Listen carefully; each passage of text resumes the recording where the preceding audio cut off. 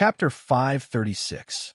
Unknowingly, the situation started to spiral out of control. The alchemist who had come to help panicked when he realized that Huaishur had been surrounded by the rat men. He was shoving and stumbling in the crowd. Hearing their leader's voice, the other rat men also began to shout out in unison. "We quit! We quit! No meat! This is not fair! Not fair! We want an SS explanation! The king of the ivory tower, bastard! You're all liars! Liar, liar!" Amidst the clamor, the hundreds of rat men were agitated and screaming.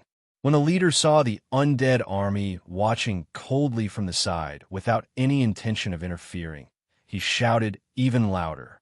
We're here for the ivory tower." The leader tugged at Huaishur's clothes. He was almost a head taller than Huaishur and was furious. He was very conspicuous because he was the only white rat in the group. Perhaps he was angry or something else, but his eyes turned red. He did not even stutter when he spoke. "Your conscience is bad to the core. The Ivy League, the price they're offering is twice as high as yours. You black-hearted merchants. You don't even give us a break. We want to protest. Protest." The last word of protest was filled with righteous indignation, piercing everyone's eardrums. The other rat folk also roared protest. Rat men have human rights too." The leader raised his paw and led his subordinates to shout together. We want an 8-hour workday. An 8-hour workday. We want a reasonable holiday. We want life insurance. We want to fight against oppression. The leader shouted at the top of his lungs. "We want to go on strike. Go on strike. Go on strike." The ratmen's response almost flipped the ceiling. The group of ratmen waved their weapons wildly. Somehow, they found a pile of dirty yellow cloth and put it on their bodies, then roared excitedly together with their leader. Behind the outer encampment, in the iron crystal seat, all the people in charge stood in front of the screen. Their faces were so ugly that water was about to drip out. On top of the iron crystal, the heavy cannons silently turned and aimed at this group of incompetent fools. However, before that, everyone remained silent and did not issue any orders. The situation was not out of control yet. It was not their place to interfere, but now, the real person in charge was acting submissively in front of that group of people, not daring to make sound. This caused the people in charge who had some expectations for Huaishur to fall into deep disappointment. Even though he was being shoved and yelled at like this, he couldn't even stand up straight in front of the chaos abyss. He could only smile awkwardly and raise his hands in an attempt to calm everyone down, but nobody paid him any attention. Apart from the expressionless gargoyles who were resting with their eyes closed, even the serpent men cavalry who were at loggerheads with the abyss rats sneered and stood to the side, watching the show. They didn't have the slightest intention of interfering. It was obvious that he was planning to take advantage of this opportunity to make a huge profit. This group of rat orcs was not afraid of making a big fuss. They naturally had the confidence to be here. Although their individual qualities were not as good as the gargoyles and serpent men cavalry, they were undoubtedly the most numerous. Moreover, among them, there were a total of 4 nominees who came this time. Moreover, the one leading them was a wearer who was appointed by the Abyss. He was fully deserving of being the leader of a large group. They were not afraid of making a big deal out of it. At most, they would break up and seek refuge with the Ivy League. They would work for whichever side gave them more money. This was not the first time they did business on the battlefield. Why would they care about the appeasement and advice of Sissy? Originally, the leader of the wearers didn't want to make a big deal out of it, but he didn't expect that the commander this time would be such a coward. If he didn't take the opportunity to rob, how could he go back to his hometown and marry many dirty women and give birth to many stinky brats? Everyone, don't worry. Huaishur's clothes had been torn several times in the shoving, and his hair was messy. He comforted in horror. "We can talk. All of this can be talked. This leader, please say something and let everyone wait first." "Can't we wait first?" "Talk." The leader laughed coldly. "How do you plan on talking?" Huaishur was startled. He looked around, embarrassed, and finally looked at the tall rat man in front of him. "This leader, may I ask, what's your name?" Alec, the tall and sturdy white rat man, rubbed the fur on his head and glanced at Huaishur. Call me Alec. Then, Alec, is it convenient for us to talk somewhere else? Huaishur walked closer, raised his hand, and stealthily stuffed an origin form crystal into Alec's hand. He lowered his voice and said, "It's not very convenient here. Isn't it better if we talk about some things in private?" Alec was about to turn hostile and fly into a rage, but immediately afterwards, he felt Huaishur shove another origin form crystal into his hand. His expression froze. When he noticed that Huaishur would occasionally glance guiltily at the camera in the corner, he seemed to understand something. He tugged at his mustache and harumphed coldly. We could talk about anything. What's important is whether or not there's sincerity. Yes, there's a lot of sincerity. Huaishur nodded vigorously, shoving another origin form crystal over. Okay, then I'll go with you to talk. As he spoke, Alec gave a look behind him, indicating for 2 of the 4 remaining naming masters to follow him. Immediately afterwards, he unhappily ordered, Is this how the ivory tower treats its guests? Making them stand there, not giving them any water to drink? Starving them? There's wine and meat." Huaishur nodded vigorously, then glared at Lin Shurgio, who wasn't too far away. "What are you still standing there for? Hurry up and arrange dinner for your friends. Tell the kitchen to bring out the best meat. Also, didn't I bring 2 bottles of red wine? Hurry up and bring them out for everyone to moisten their mouths." Lin Shurgio stared blankly for a long time, then hurriedly ran out. Very quickly, in the iron crystal seats dining hall, wine and food were served at the same price as water. Among the Nagas, a young commander with mottled colors coldly glanced at Huaishur as he bowed and welcomed the ratman into his office. He lowered his head in disdain and spat a mouthful of venom onto the ground, making a hissing sound. "Cowards! Esteemed elder, why do we have to deal with this kind of trash this time? Isn't this even better? With those ratmen starting, it's easier for us to raise the price. Even if we can't win, we have to at least earn some money." The esteemed elder continued to chew on the dried grass, his snake tongue flicking out slightly as he tasted the flavor in the air. However, he didn't allow his children and subordinates to cause trouble. The spare reins around his wrist were tightly wrapped, not loosening in the slightest. "Wait." He fearfully glanced at the indifferent gargoyles standing not far away and said, "Wait a little longer." As an elite army that frequently battled between infernal realms, the Naga's undying army possessed great mobility and the ability to fight for a long time. At the same time, their military discipline had also become increasingly strict due to the harsh atmosphere among the Nagas. Early on, when they had responded to the summons, each Naga had brought 2 weeks' worth of rations. Even when Lin Shurgio warmly invited them to the welcoming banquet, they didn't touch the bowls and chopsticks in the ivory tower. They didn't use the fragrant delicacies in front of them. They ate brick-made rations made from grass cakes and only drank the water they brought. They were extremely vigilant. As for the gargoyles, they didn't need to eat at all. Even if their bodies were occasionally damaged, they could just eat some stones and iron to replenish it. When they actually ate, they ate all kinds of origin substances similar to origin crystals. Basically, 2 to 3 times a month was enough. On the other hand, the ratmen quickly began to let go of their restraints, especially after Huaishur's precious wine was served in the small house in the forest. The wine emitted an enticing aroma that was as red as blood. It tempted the ratmen so much that their eyes turned red. Even though each of them was only given a small cup, they still couldn't help but immerse themselves in the wonderful taste. They were so drunk that they went crazy. Even the Nagas beside them couldn't help but twitch their noses when they smelled the wine. "Humph." The young commander harumphed coldly. He reached out and pressed his hand on the short knife at his waist, preparing to stand up. However, he saw the respected elder opposite him raise his head and look at him coldly. "Chao Lu, what are you trying to do? Do you even need to ask?" Chao Lu said indignantly. "Only the victors can enjoy the wine. If we don't enjoy it, do those bastards have the right to?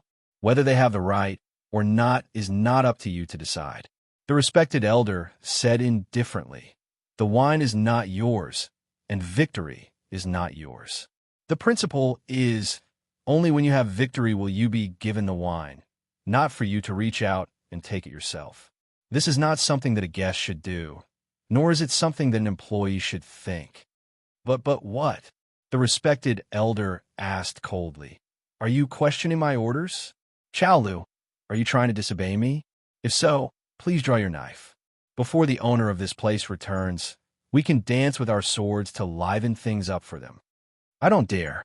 Chow Lu crawled in a panic and laid behind the table, ignoring the soup on his body. The respected elder did not say anything else. He only ate the straw bricks and dry food bit by bit with the water he brought, sitting quietly and waiting. In his heart, the uneasy premonition grew stronger and stronger not long after. The screen on the ceiling above their heads suddenly lit up, and the scene in the office appeared. Before they could see it clearly, an embarrassed voice was heard. Isn't this price a little expensive? Expensive? How? How is it expensive? Alec angrily slammed his hand on the table. Life is priceless. It's just doubled. You black-hearted profiteers. Don't tell me you're not even willing to pay this little bit of money? No. That's not what I meant. Huaisher awkwardly wiped the sweat off his forehead and raised his head to look at Alec. Alec's expression was gloomy as he looked at him coldly. He immediately shrank back. Okay, this price. I'll get someone to bring the money up. The originally tidy office had become a mess. Behind Alec's sofa, the two nominees who had followed him had almost turned the office upside down. They were still fighting over the pistol hanging on the wall. Needless to say, the little fly carving on the handle was quite exquisite. One could tell at a glance that it was good stuff. Not long after, a girl in a gray dress pushed a cart in. As the box in the cart was opened towards Alec, the origin form crystals piled up inside lit up with a bright light. It almost dazzled the rat man's small eyes. Or had it ever seen so many origin form crystals? How many dirty women could it marry, and how many children could it give birth to? It wasn't just him. The two subordinates behind him were also stunned, forgetting to fight over the pistol. Alec's saliva dripped down as he subconsciously reached for the boxes. However, Huaisher seemed to have finally mustered up his courage and reached out to press against the box. Wait, what's wrong? Alec frowned, his expression becoming fierce. Are you going to go back on your word? The money I promised will definitely be given to you. Huaisher stared at him, his expression becoming nervous. But after taking the money, you have to do something, right? Alec froze for a moment before revealing a smile. Don't worry, of course. He patted his chest and promised with a trembling voice. It wasn't like he needed money to say a few words. The contract hadn't been signed yet, so what was the point of empty promises? Naturally, he had to get the money first. He impatiently snatched the box from Alec's hands and stroked the origin form crystals inside, almost drooling. Our sharp Fong tribe words are as good as 9 cauldrons. Since we've taken your money, we'll definitely work for you. Bow, die. Is that so? That's good. The young man sitting across from him let out a sigh of relief and smiled as he waved his hand. There's no need to die before yourself. How embarrassing. Just die is enough. The silence was sudden. Alec finally realized that something wasn't right amidst the light from the origin form crystals. He raised his head, but the two subordinates behind him had already gone silent. He didn't know where they had gone. Only the bone-chilling sound of chewing could be heard from the darkness. On the display screen, the white mouse hugging the origin form crystals sat on the sofa, looking around in confusion. The smile from before still remained on its face. However, behind a spacious sofa, one black shadow after another slowly appeared. It was Huaisher's shadow. He didn't know when it had been stretched to such an extent, but it slowly bulged behind it, forming a pitch-black silhouette. It was currently smiling savagely at him. He froze and immediately pulled out his blade. However, he couldn't pull out the blade. More accurately, when the shadow behind him raised its hand and pressed it against his shoulder, all of his resistance had been stripped away. No matter if it was the relics from the border hidden on his body, or the immense power he possessed, or even the noble status of the person wearing the clothes. He couldn't resist at all. Under that ice-cold hand, after leaving the theme park, the strength of the legal department naturally fell. However, no matter how much their strength fell, their essence hadn't changed. They were the rules created by the theme park, the spirits of contracts formed from fairy tales and dreams. Even though they had already fallen into hell, their pure essence hadn't changed at all. It could be said that each of them was a movable relic from the border, forming a human-shaped contract from hell. In the instant that Alec nodded, it was equivalent to using this pile of origin-form crystals to sell the lives of his entire clan. It was simply a joke for a mere person wearing the clothes to want to go back on a deal that they had witnessed. Little bastard, what are you trying to do? In an instant, Alec's eyes turned blood red. He roared angrily. Immediately make them let go. Do you believe that I won't make you regret it? HM, weren't you the one who said that you would sell your life? You even want to die for yourself? The figure with his back to the camera calmly asked back, as if he was smiling. He spread out his hands. Now, I've already given you the money. Please give me your life. Alec roared angrily and struggled with all his might. However, under the gaze of the shadow from the legal department, he couldn't move. Soon after, his valiant and ferocious appearance disappeared without a trace. He skillfully squeezed out a flattering smile. Sir, don't be like this. I was joking. It was all a joke. A joke. But I wasn't joking. Huaisher calmly sighed. Just sit there and don't move. He slowly got up and slowly and carefully rolled up the sleeves of his dress. Then he unbuttoned the sleeves of his shirt and folded them up in two, revealing his well-proportioned forearms. He announced softly to Alec, I'll go and get it myself. Alec's eyes widened. He wanted to scream, but behind him, two hands suddenly covered his mouth. Then, Huaisher's shadow covered his eyes. A gorgeous, sacrificial knife appeared from his slender fingers. He thrust it forward and pierced Alec's throat, causing all his struggles to stop abruptly. Then he skillfully turned half a circle. When a melon was ripe, it would fall. The moment Huaisher made his move, chaos spread from the hall. Seeing that their leader was restrained by Huaisher, most of the rat orcs instantly pulled out their weapons from the cushions under their buttocks. They roared and screamed, wanting to cause chaos. But then, it was as if a cage had been opened. The overwhelming crow tide roared and covered the sky. Like a black cloud, it enveloped all the rat orcs. Countless indifferent crimson eyes looked down like stars. They stared at their food. Before the rat orcs could resist, their bodies suddenly went limp and they lost all their strength. In an instant, they felt their vision go dark. Countless mushrooms jumped out of the vegetables and danced around them hand in hand like little people. Soon, numerous rashes and blisters began to grow on his face and body. However, in such a large group, there were still many people who did not let down their guard. More rat orcs had shockingly high resistance to poison, and they forced themselves to get up from the ground. Liar, liar! The nominator who stayed behind screamed angrily. The ivory tower lied to us. Rebel, rebel, kill all these liars, go and find Chongqing. Lin Shizhou curled his lips and reached out. Just as he was about to take out a gun from his pocket, a mournful howl suddenly burst out. It stunned him on the spot. It was as if thunder had suddenly exploded in the secret room. Amidst the high-pitched howl, a pitch-black arrow had already whistled past and pierced into the rat orc's eye socket. It pulled at it and nailed it to the wall that had just been painted not long ago. Only half of the arrow feather was exposed outside, and it was buzzing in its eye socket. How dare you betray the contract? A hoarse and cold voice sounded.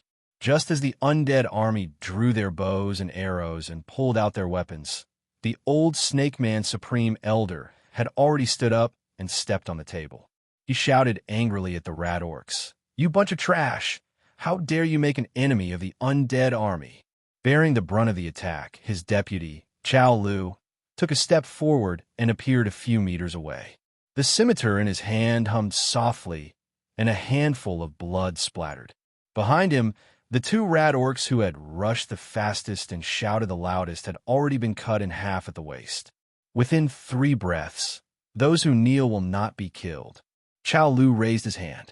Behind him, more than 40 Snake Man undead army had already raised the black bows in their hands, pulled the bowstrings, and aimed at the limp rat orcs. Before Huaishi's men could even make a move, the chaos had abruptly ended. It was as if it had suddenly started. Not long after, when Huaishi returned to the hall, everything had returned to silence. It was as if the buzzing strings of a zither had been smoothed by an invisible hand. No one dared to make any discordant sounds in front of this young man. Oh, so it was the Supreme Elder who made a move? After understanding the whole story, Huaishi sat at the table at the head of the table and took a hot towel from Yuan Yuan. After wiping his hands, he finally sat properly and raised his head to ask, "Why did you help me, Supreme Elder? Shouldn't it be better to cause as much trouble as possible at this time?" "The undead army also has a backbone," the Supreme Elder said solemnly. "Even if we are humans' dogs, we won't be hyenas that eat rotten meat. Moreover, as your mercenaries, isn't it natural for us to quell the chaos for you? It's rare for you to have this kind of heart. That couldn't be better." Huaishi smiled and turned his head to look at the leader of the gargoyles. "Then why didn't the gargoyles do anything when the undead army quelled the chaos?"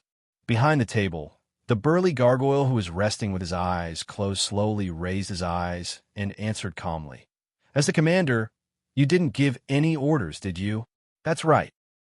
Huaishi nodded and said approvingly, "Both of you are very good and very right. To be able to get the help of both of you, compared to this war, we are not far from victory.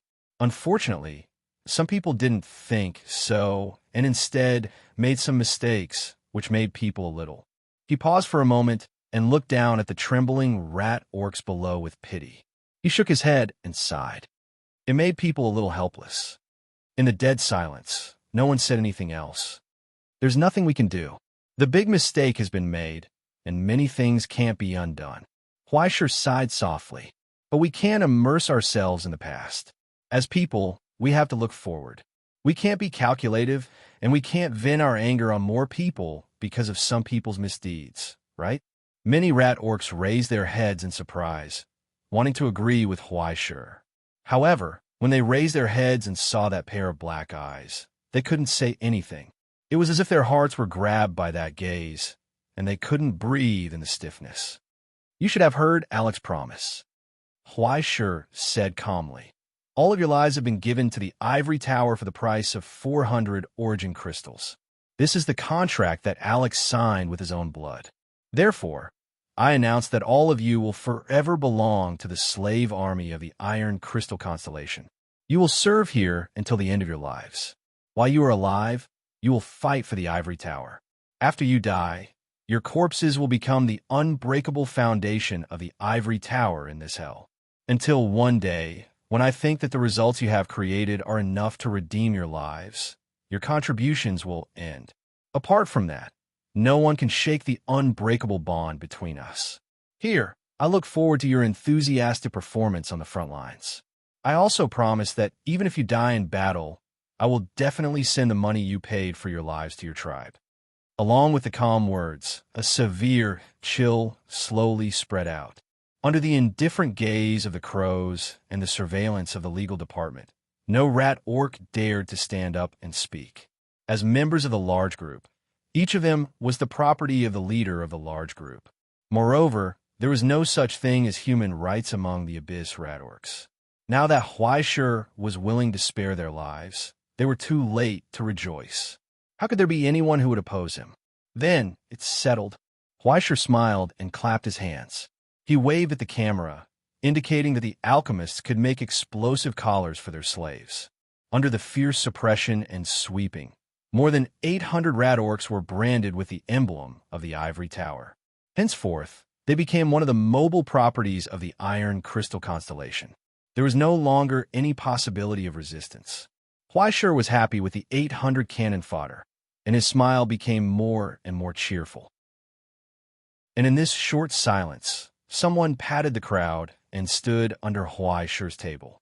"Your Excellency Huaishi," the old revered elder suddenly said, "I have a question to ask you." Huaishi raised his eyebrows and nodded. "Please speak." I know that Your Excellency is a powerful and determined person, and I also know that Your Excellency's power is not something that we can resist. But because of this, there are some things that I have to say. The revered elder raised his amber eyes, stared at Huai Shi's face, and asked in a solemn voice, "Today, we are soldiers you hired, your subordinates. Even if we are despised mercenaries and wild war dogs, we are also people who have gambled our lives to win for you. Since the moment we signed the contract, we have been your lackeys. But why can't you be honest with us, and instead want to tempt us into chaos?" Regardless of the fact that Huai Shi had just launched a purge in front of his eyes, the revered elder of the snake orcs raised his head and asked, "Can such behavior be exchanged for loyalty?" Silence suddenly fell. The sound of breathing seemed to have disappeared. Even the gargoyle, who had been looking down from beginning to end, raised his eyes and looked at the two at the moment. The revered elder calmly waited for Huai Shi's reply, not showing any signs of weakness or uneasiness. Huai Shi also did not fly into a rage, but instead revealed a strange smile. After a long time, he nodded in agreement. "You are right. There is nothing more precious in this world than sincerity and sincerity. This I deeply understand. I did not give you enough trust. This is indeed my mistake." He sighed softly, but then suddenly asked, "But in this world, even in hell, is there anything more difficult than being honest with one another, Your Excellency?" He lowered his eyes, stared at the old snake orc below, and asked word by word, "Sincerity is mutual, isn't it? If you ask me, loyalty should also be mutual. If you did not use sincerity to exchange for sincerity, why wait until now to ask me such a boring question?" The silence suddenly froze at this moment, as if everything had been frozen. As that pair of eyes looked down, the warmth and smile flowing within gradually faded, replaced by a kind of heart-palpitating coldness and darkness, as solemn as the abyss. After a long time, the corners of the old snake orc's eyes twitched slightly, and he was the first to look away, lowering his head. "Your Excellency is right." He put his hand on his chest and bowed. "I was wrong." The frozen atmosphere suddenly dissipated, because Huai Shi revealed a warm and genial smile, like the spring breeze. "What are you saying, Your Excellency? It was just a misunderstanding. How can there be any right or wrong?" He stood up, modestly helped the old snake orc up, took his hand, and said to the surrounding abyssal creatures, "What the revered elder said just now was right. I was not able to trust everyone and made a mistake. In order to express my apology, just now, I specially went to the kitchen and personally made a dish for everyone. I hope that after everyone tastes it, you'll be able to let bygones be bygones and forget these small unpleasantness. From now on, we will work together as one and work together closely. Victory in this war awaits us." Amidst Huai Shi's impassioned announcement, the pale-faced Lin Shurgio pushed a cart into the door. The stove on the cart was simmering big bone broth, which was already milky white and had an enticing aroma. The bones inside had long been stewed until they were soft and tender, and with a little poke with chopsticks, the meat on top fell off. It was obvious that the meat had been stewed into the broth. Huai Shi took the bowl and ladle, and personally filled the bowl with fragrant meat broth for the revered elder. After sprinkling a handful of chopped green onions on it, the aroma could not be concealed, rising up even more. "Please, Your Excellency." Huai Shi smiled and handed over the bowl. The revered elder was silent for a moment, then took the bowl with both hands, raised his head, and without caring that the hot soup was scalding his mouth, he actually swallowed it all. Even the bones were chewed in his mouth and swallowed into his stomach. After accepting Huai Shi's kindness, everyone let bygones be bygones. The atmosphere became lively and peaceful again, and the dishes were quickly served like flowing water, pushing the atmosphere of the banquet to a climax again. During the banquet, Huai Shi personally served everyone delicious broth. However, until the lid was closed again, no one saw what materials were used to make such a fragrant broth. It had to be said that it was really a pity. After Huai Shi returned to his seat, he did not eat anything else. He just smiled, sipped the wine in his glass, and looked at everyone eating and drinking happily, looking extremely satisfied. It was as if he felt happy when everyone was eating happily. At the end of the banquet, Huaisher looked around at the hell crowd and asked thoughtfully, "Are you full? Would you like some more?"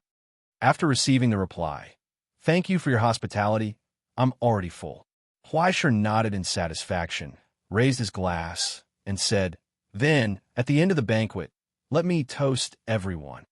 As he said that, he took the lead to raise his wine glass, smiled at the others, and raised his glass. "May our friendship last forever." The wine, which was as clear as blood and had an intoxicating sweet taste, was drunk by everyone in one gulp. When Huaisher put down his wine glass, the originally lively and noisy hall fell into a sudden silence again. "Since we're full, let's get ready to set off." In the dead silence, it was as if they were bathed in the darkness of the night. Huaisher pulled out his sword and held it by his side. He calmly raised his head and announced to his subordinates, "Everyone, the time for war has come." Requesting monthly votes. Chapter 537. There was an awkward silence in the bridge of the Iron Crystal constellation. In the silence, everyone looked at each other in shock. They saw 100,000 question marks rising above each other's heads. They could not help but tilt their heads, unable to understand. What the hell? What was going on? What the hell was going on? Why did the old hen turn into a duck in the time it took to write a report for the ivory tower? Times changed too quickly. All the adults had the absurd feeling of seeing primitive people playing with nuclear weapons. They could not accept everything in front of them. They could not react at all. It could only be said that Huaisher's actions were too fast, too ruthless, and too vicious. From the verge of chaos to everyone acting as if nothing had happened. Only 15 minutes had passed. 15 minutes ago, everyone was still at daggers drawn and on the verge of a riot. 15 minutes later, everyone was happily drinking the soup. They sat together like brothers and shared the beautiful friendship that had lasted for a long time. It was still the same group of familiar actors, the same familiar venue, but the plot seemed to have taken the wrong script. It shocked everyone for an entire year. From the weak and easily bullied Si Jing to the fiery and fierce Feng Zhao, the seamless operation made everyone's eyes pop out. They originally thought that he had handed in a blank paper, but the exam was not over yet. How did he almost become a judge? Until now, it had been less than 3 hours since the end of the summoning. The originally restless and dangerous hell had been tamed and put on the shackles of the ivory tower. The traitorous rat men who wanted to make money from both sides were ruthlessly dealt with by Huaisher and ended up as baits. Meanwhile, the arrogant and untamable undead army of Nagas obediently lowered their heads under the pressure of the situation and tasted the bitter fruit of their carelessness. The gargoyles who tried to slack off and play tricks also received a warning under the cruel method of killing the chicken to warn the monkey. In the face of an everlasting friendship, the 3 groups of hell, each with their own thoughts, were forcefully united into one place. Then, before anyone could react, Huaisher drew his sword and said that war was coming. So the war came, even if it was so sudden. In this pitch-black night where danger lurked everywhere, Huaisher didn't even wait for the dusk of the second day to arrive before he issued his first order as a commander with the ferocity of the banquet. Set off immediately, disregarding the curse of the night, and rushed to the rescue of the isolated exploration team and completely take down the sub-control device of hell. If he ate too much, he had to go out to digest it, to prevent any undue delay from causing more problems. After Huaisher announced the plan, the entire hall once again ushered in a suffocating silence. Everyone looked at each other, feeling a burst of shock and uneasiness. However, due to Huaisher's actions just now, they did not dare to directly oppose him. After a short silence, the elder stood up and asked, "Sir, where is the rescue team?" 700 kilometers away, in a complex industrial zone in the village of Dusk, Basement 4. If they set off from here, they would arrive in about 4 hours. If everything goes well, we can have breakfast there after everything is over.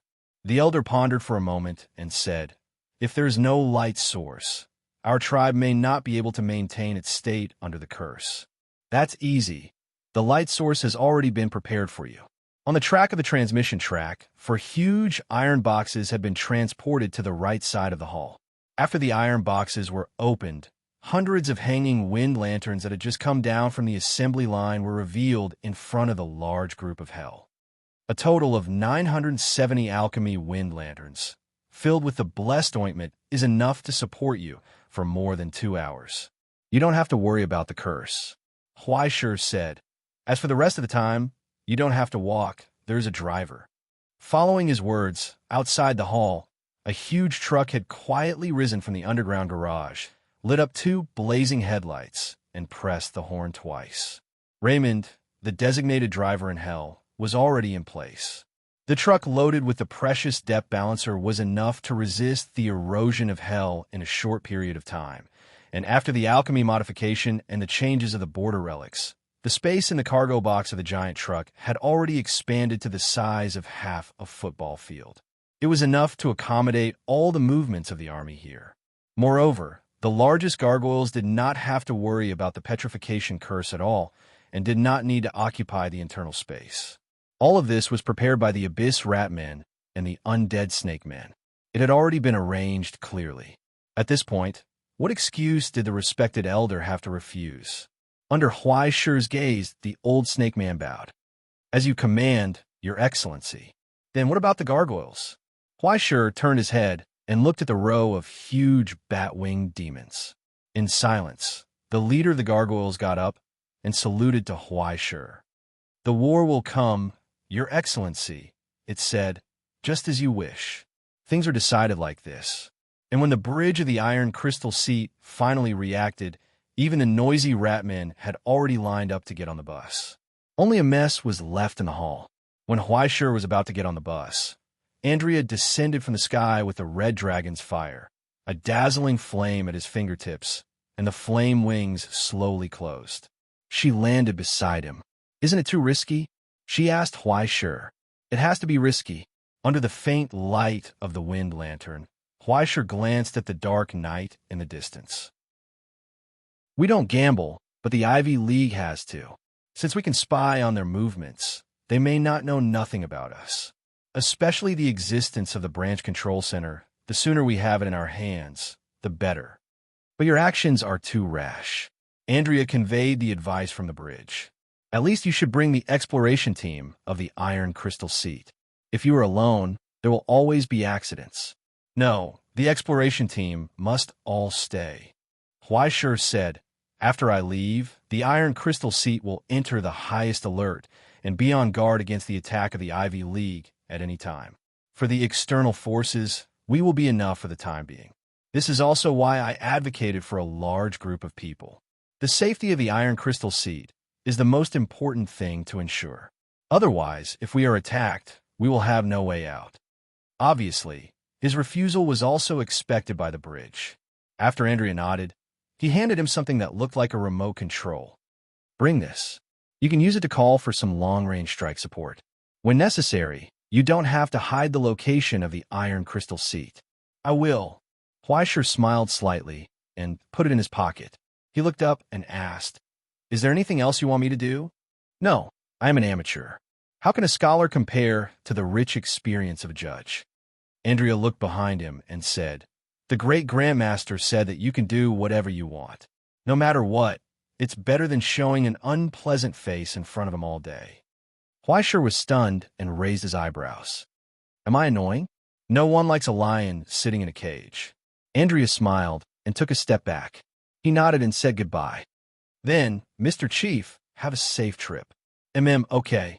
Huaishur retracted his gaze and stepped on the escalator to the front passenger seat. The door closed. He stared at the endless, surging darkness outside the window and chuckled softly. "Let's go," he said.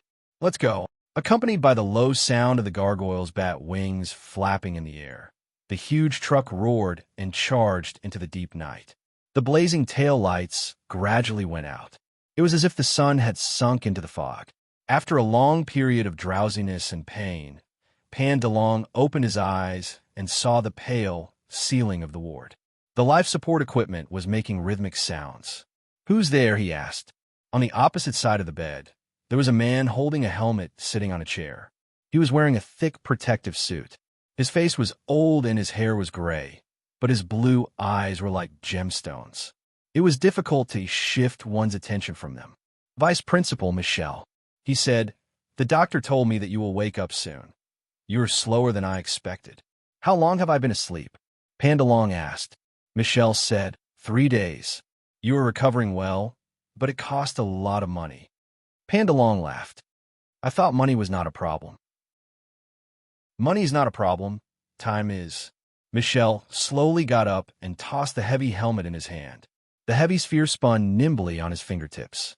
He raised his head and told Pandalong, "We have to take action now. Otherwise, we'll lose everything we've invested." "Okay," Pandalong asked, "is there anything you want me to do?" "You will be in charge of the camp. The colonel will come with me." Michelle said, "In short, you need to take charge of the daily work and deal with the commissioners and accountants sent by the investors. If they are angry, let them be, but don't fall into the water or drown in the bathtub after drinking too much." Pandalong slowly propped himself up. "I will." Michelle nodded and turned to leave the ward. After passing through a long passageway and moving forward deep underground, the elevator went straight up and finally arrived at the huge underground hall. The colonel was waiting there with a heavy box on his back, smoking quietly. "Is everything ready?" Michelle asked. 12 large groups, a total of more than 4,000 hell creatures, ready for your command, sir. The colonel took off his hat and answered solemnly. Just behind him, the lights hanging high in the sky lit up for the first time with a low sound, illuminating the hell formation that was sleeping in the darkness. The monsters from the abyss raised their scarlet eyes and waited for orders. "Very good." Michelle calmly looked at the abyss army that stretched as far as the eye could see. He raised his hand and put on the heavy helmet. "Since the establishment of the school, 120 years of unwillingness and patience, stepping on the hard work and effort of our ancestors, we have stepped on this thorny road." In the quivering silence, a certain part of Michelle lit up with a blazing flame. "This time, let's have a showdown with the ivory tower." Chapter 538. The silent night that had lasted for a long time was broken. It was as if an invisible force was violently stirring under the surface, setting off an undercurrent, making the silent night no longer silent. An ordinary night was no longer ordinary. Here, the world rotated eternally. The constant rotation between the rings made the terrain extremely changeable. Even a simulated map could not predict what would happen in the next round of changes. The longer one stayed here, the more one could understand the vastness and complexity of this hell. The entire Twilight Village was too big. Just the internal area was comparable to the size of Pseudo-Cheongzhou. Countless machines that seemed to be out of control were still operating on their own after such a long time. Countless huge modules grew crazily regardless of the consequences, causing the entire Twilight Village to be in an eternal state of abnormal growth. The complicated underground structure, as well as the continuous rise and fall, expansion and contraction of the modules on the ground, completely turned this place into a maze. And the machines on the edge of the Twilight Village were still excavating and producing. The construction site, the expansion of the territory, and the embryonic form of the rings. The out-of-control von Neumann was like a machine, constantly squandering its own productivity, creating ruins one after another. In the front passenger seat, Huaishur pinched his chin and looked at the dizzyingly complicated map on the screen. He then looked up at the messy route in front of him. He scratched his head and said seriously, "I think we need someone from Yuzhou to lead the way." "Yuzhou?" Raymond asked, "What is that place? It sounds very powerful." "Yeah. Going in from the bottom, taking the elevator to the 16th floor only to find that it was a basement. Coming out from the top of the building and returning to the ground. Walking for 80 kilometers. It's scary just thinking about it." Huaishur talked casually and looked down at the remote control in his hand. Pressing the green button would shoot out a laser, and pressing the red button To be honest, he didn't dare to press it, but there was always a hint of eagerness to try. The description on the back cover was safe distance of 3 kilometers. If he didn't do it well, it would become a mutual destruction. It would be funny to think that they would be wiped out as soon as they went out. If news of his death spread, he was afraid that this year's Darwin Award trophy would be placed on his urn. It was better not to mess around. How much further? Huaishur asked. It's more than 50 kilometers now. According to the exploration team, the target area is very conspicuous and can be seen from a very long distance in the dark. Raymond's hand swiped on the interface, bringing up the reference of the straight-line distance. Vision. Huaishur raised his head in confusion and stared into the darkness in the distance. It was so dark, how could he see anything? However, not long after, when the speeding truck passed through the underground tunnel and drove up the overpass, he caught a glimpse of the crimson sky behind the ruins of tall buildings in the distance. It was as if a volcano was erupting. Amidst the clouds, the gargoyle spread its giant bat wings and ascended. Soon, it sent a signal downwards. A large number of hellish hordes had gathered. Huaishur carried the wind lantern and flipped onto the roof of the carriage. With a wave of his hand, he threw out the rope of sorrow and tied it to the legs of the gargoyles. Then, their strength rose into the air and they looked towards the direction of the fire. They heard the roar of burning. A huge chimney, like a nuclear power plant, was releasing billowing smoke. In the chimney, dancing flames surged and gathered into a ferocious crimson that illuminated the night. In the reflection of the fire, shadows of complicated structures were thrown into the distance. Those dense chimneys extended from the ground like a jungle.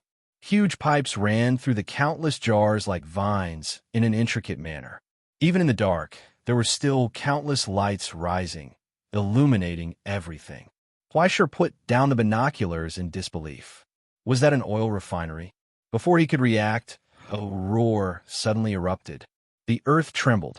An oil storage tank was detonated. Airwaves spread.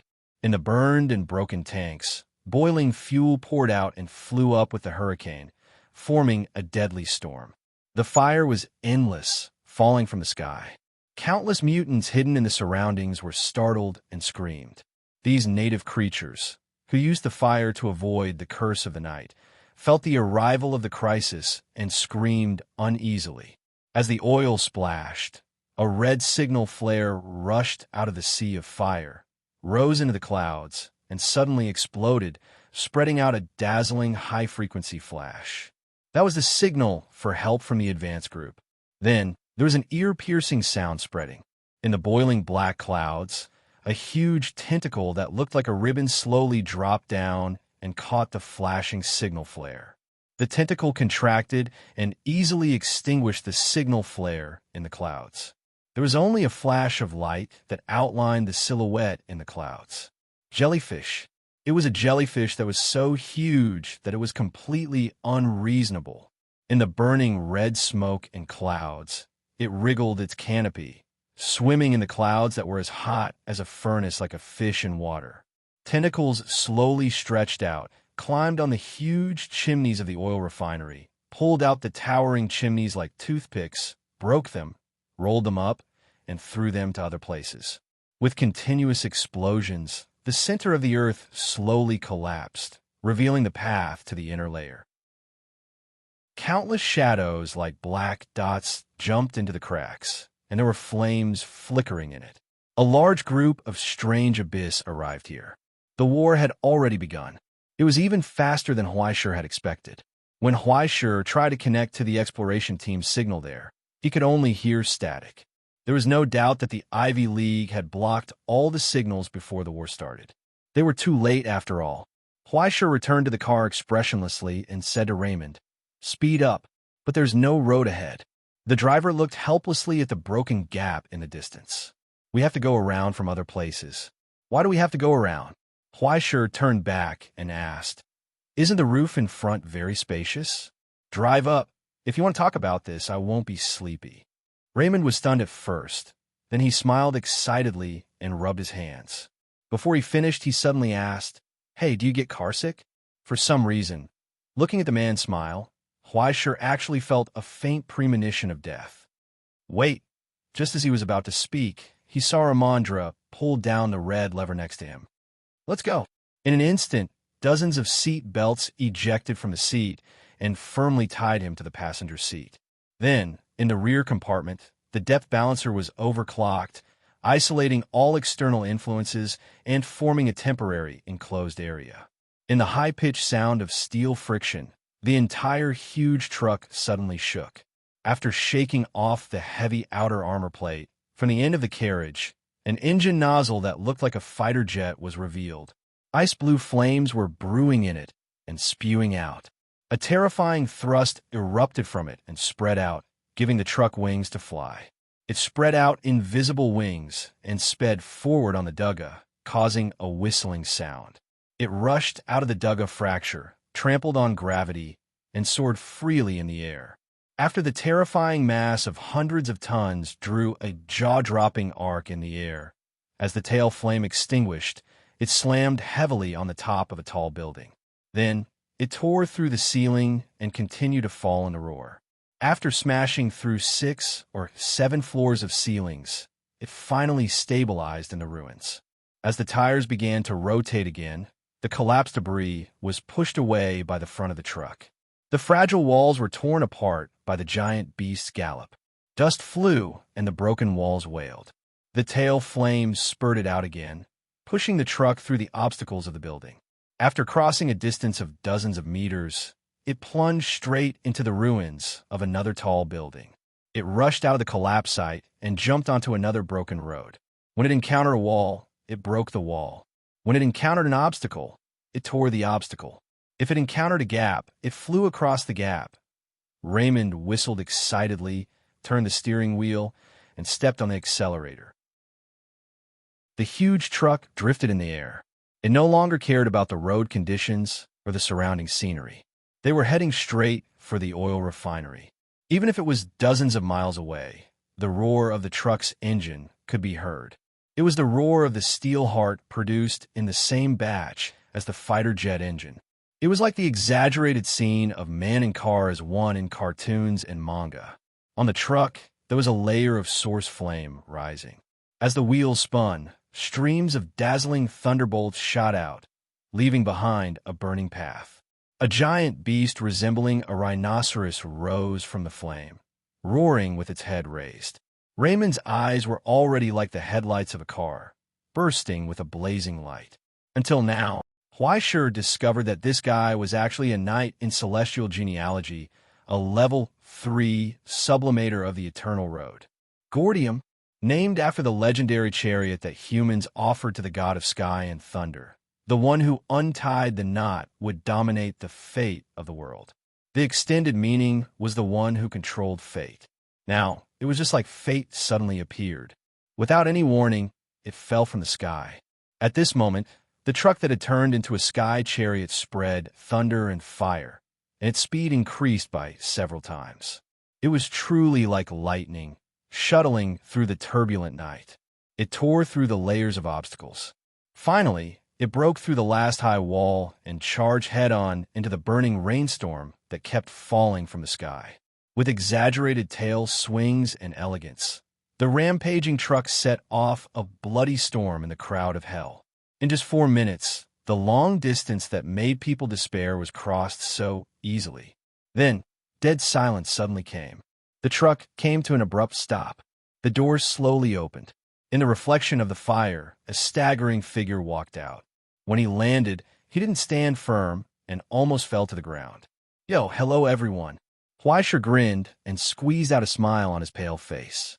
It was incomparably difficult. Then, facing the solemn array in front of him, he held his knees and suddenly bent down. Up. Chapter 539. He vomited until he was in a daze. Huaisher didn't know how long he had been vomiting. He vomited until his stomach was empty, but he still couldn't help but feel nauseous and nauseous. Logically speaking, with the physique of a sublimator, he should be perfectly qualified for all the professions of ordinary people. He thought that he would have no problem even sitting in a NASA astronaut trainer and playing with a centrifuge. But now, Huaishur deeply felt that even a sublimator had a limit. He shouldn't be so arrogant as to challenge those professions and rules that he didn't understand. It was as if he had personally opened the bottle that sealed the devil. At this moment, his heart was filled with deep regret. What kind of crazy way of racing was this to make his eyes spin like a merry-go-round? If he had to make an analogy, it could only be said that he was tied up, stuffed into a cannon, and then shot out. Speeding forward in the screaming, he was ready to embrace the world in front of him at every moment and welcome the ending of being smashed to pieces. Even if Huaishur boasted that he was used to big storms, he couldn't withstand such an exciting event. Moreover, he was not in an isolated car tied to the passenger seat. It was fine when he was in the car, and he could barely restrain himself. But as soon as he got out of the car and stood on the ground, he immediately began to feel dizzy, and the dizziness that had accumulated along the way completely exploded. He vomited without warning. Originally, he should have killed him when he was at his weakest. This wasn't a cartoon for children. Magical girls couldn't hit people when they transformed.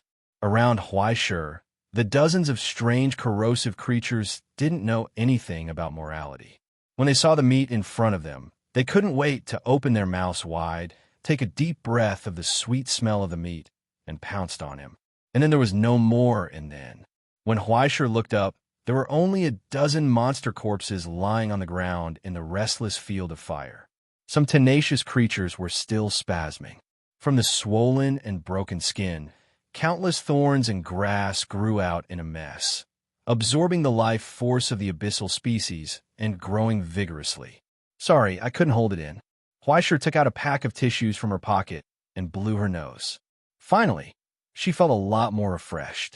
Taking a deep breath of the pungent and dusty air, he apologetically said goodbye to the wriggling monster under his feet. He lifted his foot and stomped down. Crack! The whales were gone, and the world was quiet. Probably. Other than the cries of the beasts in the distance, there was also the sound of explosions. The sharp sound of steel rubbing against each other was getting closer and closer. Passing through the sea of fire and trampling on the shattered ground, a burly figure walked out of the flames. The curved horns inlaid with metal reflected a cruel flash in the flames. The earth shook again. Heavy swords that were difficult for ordinary people to wield were casually dragged in their hands. Sparks flew as the swords rubbed against the ground, and sharp sounds spread out. The thick and heavy armor, with sharp edges and corners, were covered with slashes from swords and sabers. But there was no expression on the face that resembled a bull's head. They were different from the ferocious beasts that were casually controlled. They were the real Abyss's Minotaur's warriors from the White Mane settlement. They were a famous army, even in the Abyss. The moment the truck rushed into the fire, they had already noticed it. After a short period of time, they had already surrounded them, and the tight formation blocked their way forward. They were dozens of steps away from them and were waiting for them. It was not that they did not want to go forward, but they instinctively sensed the invisible boundary. Through the eyes that were different from other Abyss creatures, they saw the ominous spreading from Huaishur's body. It was a horrifying scene that had almost condensed into a physical form. At this moment, an invisible disaster rose from Huaishur's face, limbs, and every part of his body. Under the gazes of the Minotaur's warriors, a dark green color appeared. It permeated, spread, and stirred, forming a sea of poison. As he breathed under Huaishur's feet, countless fine crystals grew out of thin air, intertwined, and multiplied, just like the crystals that grew in the mine. Once the shackles were released, the materialized toxins formed a jaw-dropping spectacle around Huaishur's body. As long as he maintained his breathing, it would bring about such a huge disaster. The power from the decaying dream caused the countless toxins in Huaishur's body to mutate wildly. Along with his origin substance, it created a dangerous zone. If I just stand there, I won't be able to earn money from my employer. Huaishur sighed softly. You're not coming. He took a step forward and walked through the poisonous crystals. With a wave of his hand, the sword of virtue grew from his hand. He swung it, drawing a sharp arc in the flickering flames. Then I'll go over. In his other hand, a burning banner appeared and fell to the ground, flapping in the scorching wind. Immediately after, countless clouds of fog spread out in all directions. The sacred burial ground descended here. The authority that belonged to the young judge of life operated in this dreamlike darkness, constantly eroding this hell and expanding her territory, gently bestowing fear, toxins, and nightmares to all living creatures. The war has begun, my friends. Huaishir raised his sword and pointed forward. Just as you wish. Along with his words, the sharp sound of steel rubbing against each other came from the truck behind him. On the body of the truck, the armor plate suddenly lifted, revealing the iron light hidden in the cabin. The cover slowly rose, and the sharp hissing of the giant lizards burst forth. The undead Nagas, who had already gathered in formation, raised their eyes in unison. In the roar, the elder pulled the reins, and the giant lizards trampled on the ground.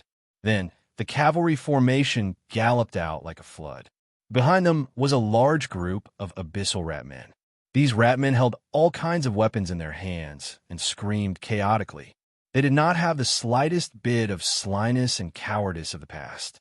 One charged faster than the other, as if they were on drugs. As long as the black shadows behind them pointed forward, it was as if they could not see the heavy swords in the hands of the Tauren warriors and their terrifying bodies that were taller than two of them. The legal department was the best warden. As long as a contract was signed, they could enforce it. Wherever they were, the morale of these ratmen was directly locked at full capacity, even if it only looked like it was full. Anyway, even if they were the last one to die, they would not run away. It had to be said that this kind of cheap tool, who would not feel sorry even if all of them died, was really useful. As Huaishir waved his hand, the group of ratmen within the range of the bone burial sanctuary paused. The fur on their bodies hardened rapidly, and poisonous crystal clusters with sharp edges and corners grew from below. A large amount of toxins blended into the blood, quickly stimulating the secretion of hormones. The toxins, which could be used as stimulants and forbidden drugs, permeated the blood and spinal cord, causing their muscles to swell rapidly in an instant and enter a state of complete madness. For the stinky woman, the group of ratmen panted violently, and a foolish smile appeared on their faces. One by one, they shouted some unknown words excitedly. Their eyes were red and drooling. They pounced on the Tauren warriors. Then, the one who rushed at the front and the fastest was naturally cut into two by the giant swords that swept across. Juice splattered everywhere, and the death was too horrible to look at. It was a complete collapse. However, the Minotaurs did not have any complacency or joy. Instead, their expressions became more and more cautious. To say the least, killing these guys did not require any effort at all. But the problem was, what would happen after killing them? How were these ratmen? They were clearly self-destructing bombs that pounced on them, the kind that was filled with poisonous water. It was not a matter of whether they could fight or not, but whether they were dirty and uncomfortable. But since the war had already begun, hesitation and cowardice were courting death. The Minotaurs were born with physique and resistance that were beyond the norm. Although the toxins were terrifying, they would not die in a short time. As long as they could get rid of them as soon as possible, they could buy time to inject the antidote and seek the antidote. Without any hesitation, the Minotaurs roared and quickly changed their formation. A few burly Taurens with large shields went to the front and formed an arrow formation. They ignored the attacks of the ratmen and the undead army and turned to charge straight at Huaishir. Faster than them were the black shadows that swooped down from the sky. The gargoyle that had been lingering for a long time finally made its move.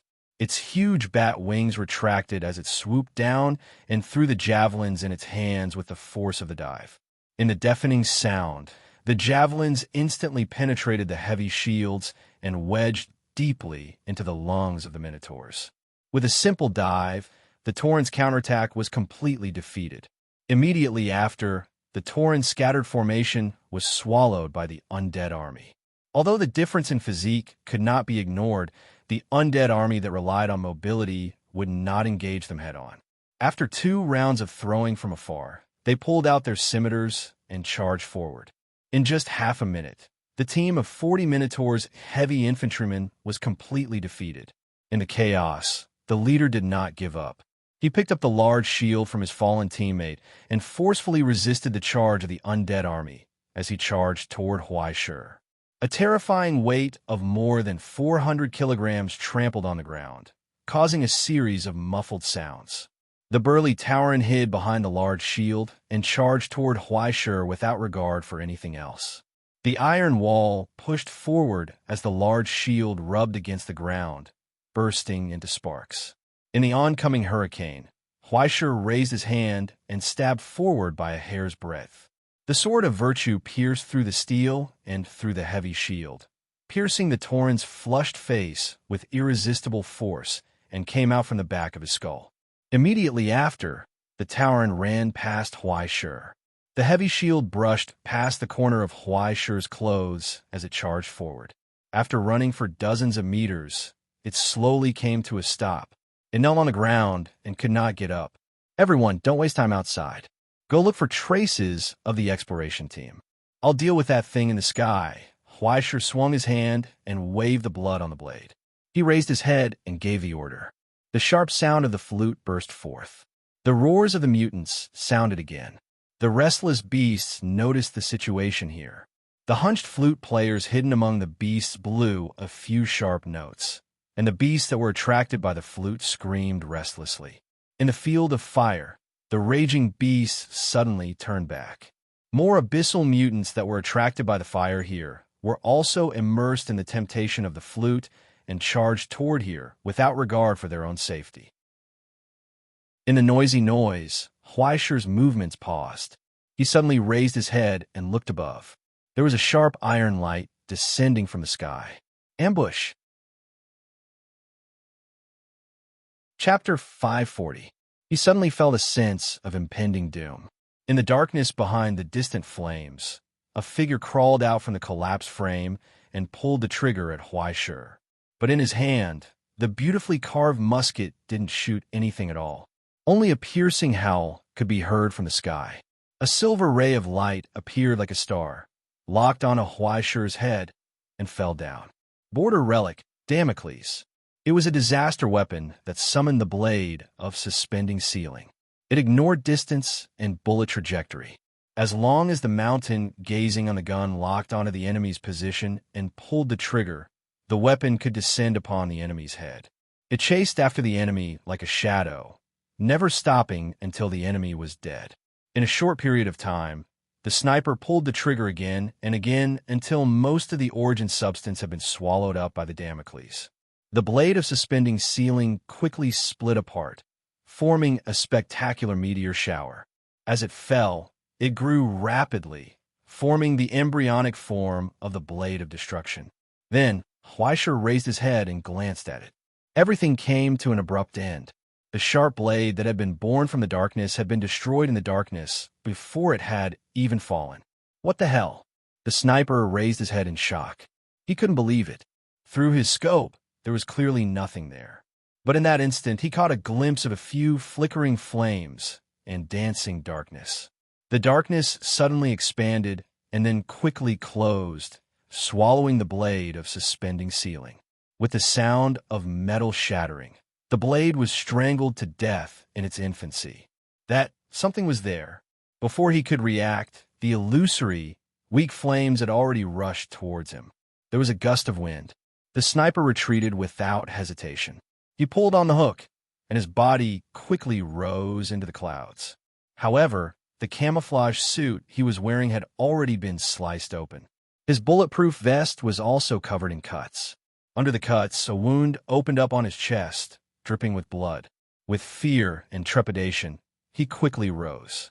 Behind the giant jellyfish hidden in the clouds, he used the light from the dozens of tentacles to finally see the invisible thing that had attacked him.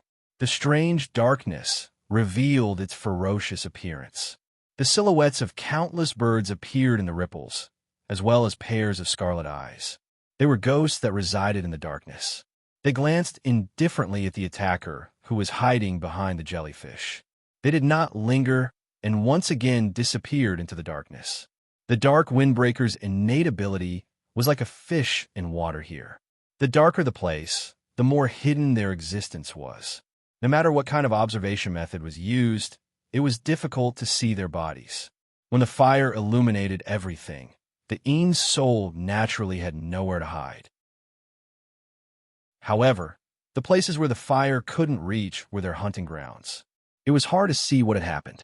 However, the rapidly approaching beasts were constantly disappearing, as if they had been swallowed up by the darkness. It was so fast that only the ferocious cries of the crows could be heard. Only when the flickering candlelight flew by would the jagged bones and broken corpses be revealed. Its scarlet eyes flickered in the deepest darkness, spreading a vicious poison and nightmare, an unbridled Tao-Tai. In the end, even the intermittent whispers could no longer continue and abruptly stopped. Under the frenzied attacks of the abyssal rat men, the abyssal mutants scattered. The mighty crow tide swept through the fire field and finally showed its strange figure around Huaishur. It was as if black clouds had suddenly covered the earth. As Huaishur raised his hand, a crow with a candlestick in its mouth landed on his arm. It folded its wings that glowed with iron light and looked around with its scarlet eyes. Its gaze fell on the depths of the fire field. That was the biggest threat in the senses of the Ean's soul at this moment. Amidst the dancing crimson light, a figure wearing a cloak stood silently for a long time. It was still the gorgeous mask, the capable military uniform, and even the ancient military knife at his waist that he had seen before. His posture was tall and straight, like a nail being hammered into the fire. He was also looking here, quietly. "Colonel," Huaishur looked over, then looked around again. "You're the only one here? There's no need to look. I'm the only member of the troop here. I'm the one in charge here." The colonel's voice came from the flames, low and distant. He bowed slightly and greeted the young man, standing in the darkness with his hand on his chest. "We meet again, Mr. Huaishur," he said. "I'm sorry that I didn't greet you properly before. If I had known earlier, the welcome ceremony last time would have been more solemn." Huaishur raised his eyebrows slightly. "Oh, have you inquired about me?" Under the mask, the colonel seemed to be smiling and said in a warm tone, "As a competitor, the star newcomer of the Ivory Tower should at least have some understanding, right?" "What a pity." Huaishur shrugged and continued to move forward. "I thought I would become a fan." Bang! A high-pitched chirp suddenly burst out, followed by a roar. Heavy arrows whistled through the air like a torrential downpour, nailing themselves in front of Huaishur with a buzzing sound.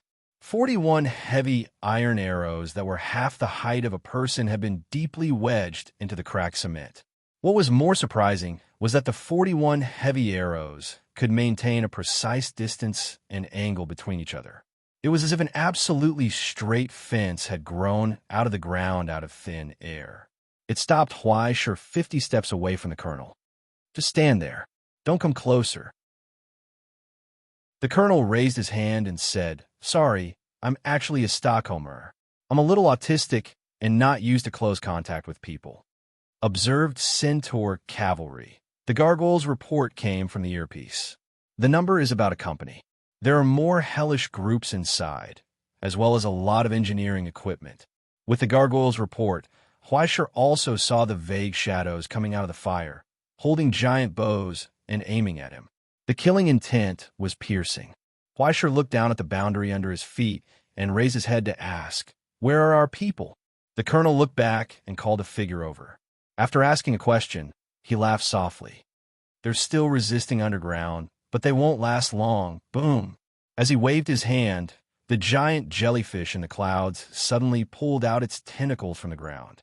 The tentacles that looked as soft as ribbons were pulling dozens of boulders that weighed hundreds of tons. With a casual swing, the boulders fell to the ground messily. And in the center of the oil refinery, a huge crack in the ground was pulled open again. Countless metal structures hidden underground were revealed. Like removing the shell of a machine, countless spinning or stuck gears were revealed in front of the jellyfish. It was complicated and difficult to start with. But now, under the jellyfish's tentacles, it began to violently smash all the obstacles and insignificant things, pry them open, and went straight to the core, the most important sub-control device. This was the proud creation of the Ivy League, and also a biochemical machine that was sold in large quantities in Hell as a military product. Ultra-heavy engineering Chimera. Just one Chimera was enough to replace dozens of huge engineering equipment. When necessary, it could even be used as a shield tunneling machine to carry out underground work and excavation. Under the operation of many different types of tentacles, the external defense of the oil refinery was easily dismantled. It could be foreseen that with such a huge difference in the number of enemies, the members of the exploration team who lost the geographical advantage could only shrink inwards. It was only a matter of time before they were completely defeated. Mr. Huaishur, as a scholar, I don't want to have a conflict with others from the bottom of my heart. Even if I'm called a colonel, I'm actually an anti-war person. I've always been a pacifist. It's not my intention to meet on the battlefield. Work is work. I hope you can understand. The colonel suddenly raised his voice and suggested, if it's possible, please stand there and wait for a while. After the excavation here is completed, we'll guarantee the safety of all your internal members and return them. I'll bet on the reputation of the Ivy League, and I'll make the above guarantee to you. If you surrender now, I can also guarantee your safety. I don't need the reputation of the Ivory Tower. I'll guarantee it for myself. If you don't surrender, I'll definitely cut off your head with this sword. Right here, right here.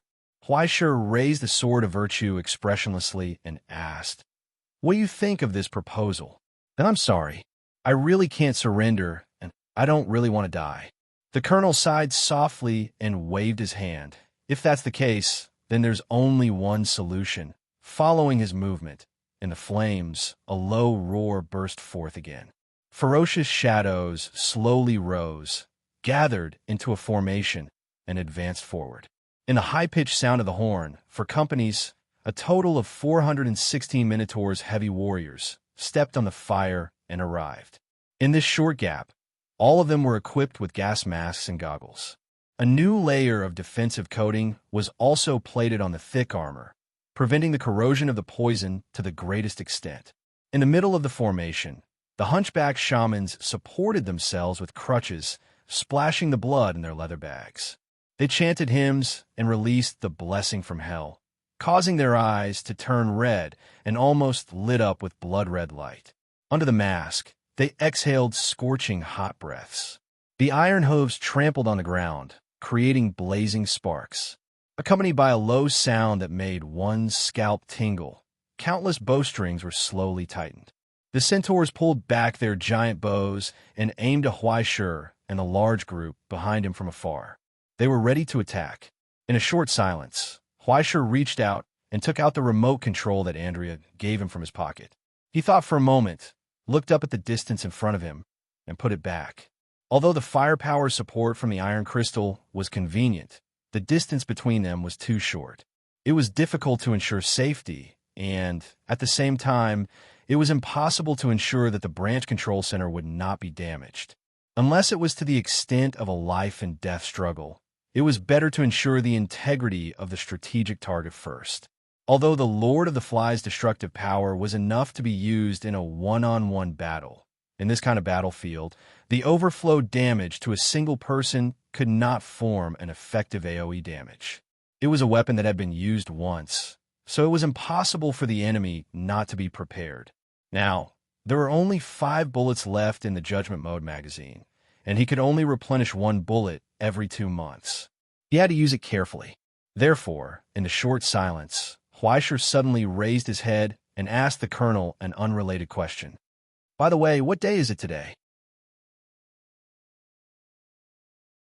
Chapter 541. What day of the week? The colonel frowned, unable to understand this strange question, because only in the present realm there was a 7-day week. Time was a very strange thing in hell. Generally, the further away one was from the present realm, the more erratic the stability and continuity of time would be. Unless there was a creator's framework connected to the Rainbow Bridge, which could be synchronized at any time, it was difficult to accurately determine the passage of time. And according to the calculations of scholars, in the area of depth 9, it was usually at a multiplier of 1. 34, in other words, 34 days here was equivalent to 1 day in the present realm. He looked down at his watch. According to the conversion of the depth meter, the time of the present realm was about 2 o'clock in the afternoon. Monday. The colonel was stunned for a moment.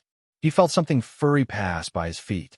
A soft tail rubbed against his leg, and he could feel the soft hair. Meow on the ground. The little black cat widened its amber eyes and meowed at him in a childish voice. But the colonel retreated as if he was facing a great enemy. He felt a chill down his spine. When did this thing come to his side? Why did the refracting prism he specially prepared not react to the threat? Without thinking, he pulled out his precious gun, aimed at the black cat that was staring at him, and pulled the trigger. An entire magazine was emptied in the roar. Then, before the magazine fell to the ground, a new magazine was loaded. He raised the pistol again. All he saw was the mangled body of a black cat lying on the ground. He overreacted. Just as he thought so, he heard a soft voice behind him. Meow! He turned back in horror. In the gap between the fire and the darkness, he saw pairs of eyes slowly opening. Amber, calm and indifferent, staring at him. It meowed softly. Meow, and behind him, the body of the black cat quickly dimmed and disappeared, as if it had never existed. Only the bullet marks that had been shot into the ground remained. Drops of blood were left on the ground by an invisible thing, leaving a line of bloody cat paw prints on the ground. Meow, a brand new black cat walked out of the void, looked back at him, and walked into the flames. More cats were squatting on the ruins of the oil refinery, on the steel frame, on the broken eye sockets, on the walls, on the ground, and in the ruins, wagging their small tails. His black fur reflected the light of the fire, turning red under the sun. There wasn't the slightest bit of awkwardness, as if they had always existed here. No, it should be said that they followed closely behind the Ivory Tower and the Ivy League. They walked on every corpse and every weapon, stepped on the murderous and cold eyes, and cried softly. Finally, at this moment, they revealed their appearance and declared their existence. Its name was War. Right at Huaishi's feet, a black cat sat upright, its tail swaying in the air as it observed everything that was about to be engulfed in flames and darkness. He waited obediently. Huaishi smiled and stretched out his hand. Ah! The roar was like thunder coming from the field of fire. Without any hesitation, along with the colonel's counterattack, 116 Centaur Rangers from the fertile land pulled the giant bows in their hands to the limit. In the crisp sound of steel and bowstrings bursting out, heavy arrows flew through the air. Armor-piercing heavy arrows soared into the sky and fell from the sky along with the scorching heat in the fierce wind. Iron rain covered the earth. And even faster than that was the strange square frame that appeared on top of the black cat's head. The moment Huaishi reached out his hand, an invisible switch was turned on. Meow, it called out softly and stared at Huaishi. In the slender frame above its head, the 3 rows of diagrams began to spin rapidly. The sound of countless parts grinding against each other rang out from behind the frame, and sparks flew everywhere. In the whistling sound, the frame suddenly froze. The first to bear the brunt was the explosion of the totem, followed by 2 patterns that looked like burning blood droplets. At that moment, countless illusionary black cats suddenly collapsed and turned into smoke, enveloping Huaishi's group at a terrifying speed faster than arrows. Roar! In the crooked bodies of the rat men, a loud roar that sounded like the roar of a giant beast sounded. A rain of arrows splashed down. When the scattered dust gradually dissipated, what was revealed were pairs of eyes burning with blood-red flames and bodies that seemed to be inflated with air. The abyssal rat men, who could only exist as miscellaneous soldiers and cannon fodder in the abyss, had changed at this moment. In a trance, people almost thought that they had encountered the legendary crown wearer, the White Tent Lord, and the Corpse Forest Lord's legion of fanatics, the Black Death Army. They were not inferior to those stitched-up giant rats that had been transformed by forbidden drugs and surgery.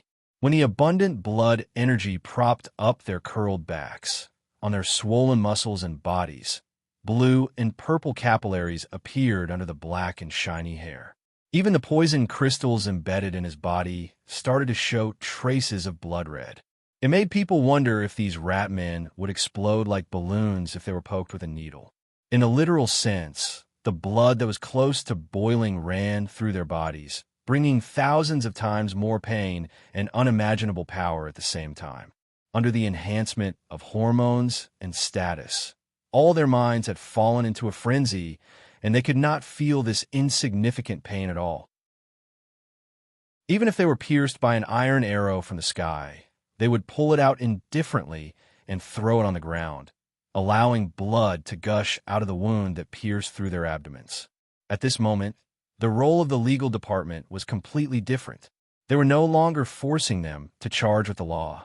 Instead, they were forcing them to wait for Huaishi's order and stay where they were. They were not in a hurry to rush up and arm wrestle with the fully armed Tauren warriors.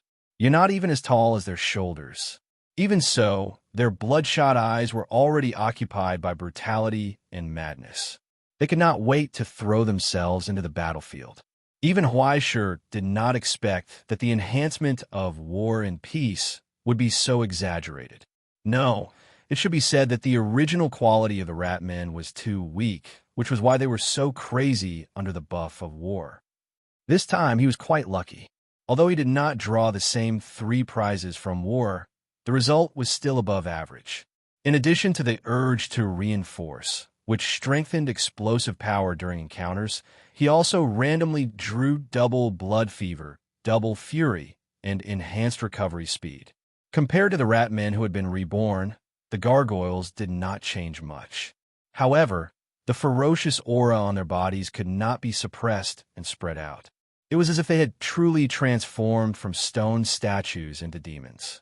The lizard mounts of the Naga undead army had turned purple-green.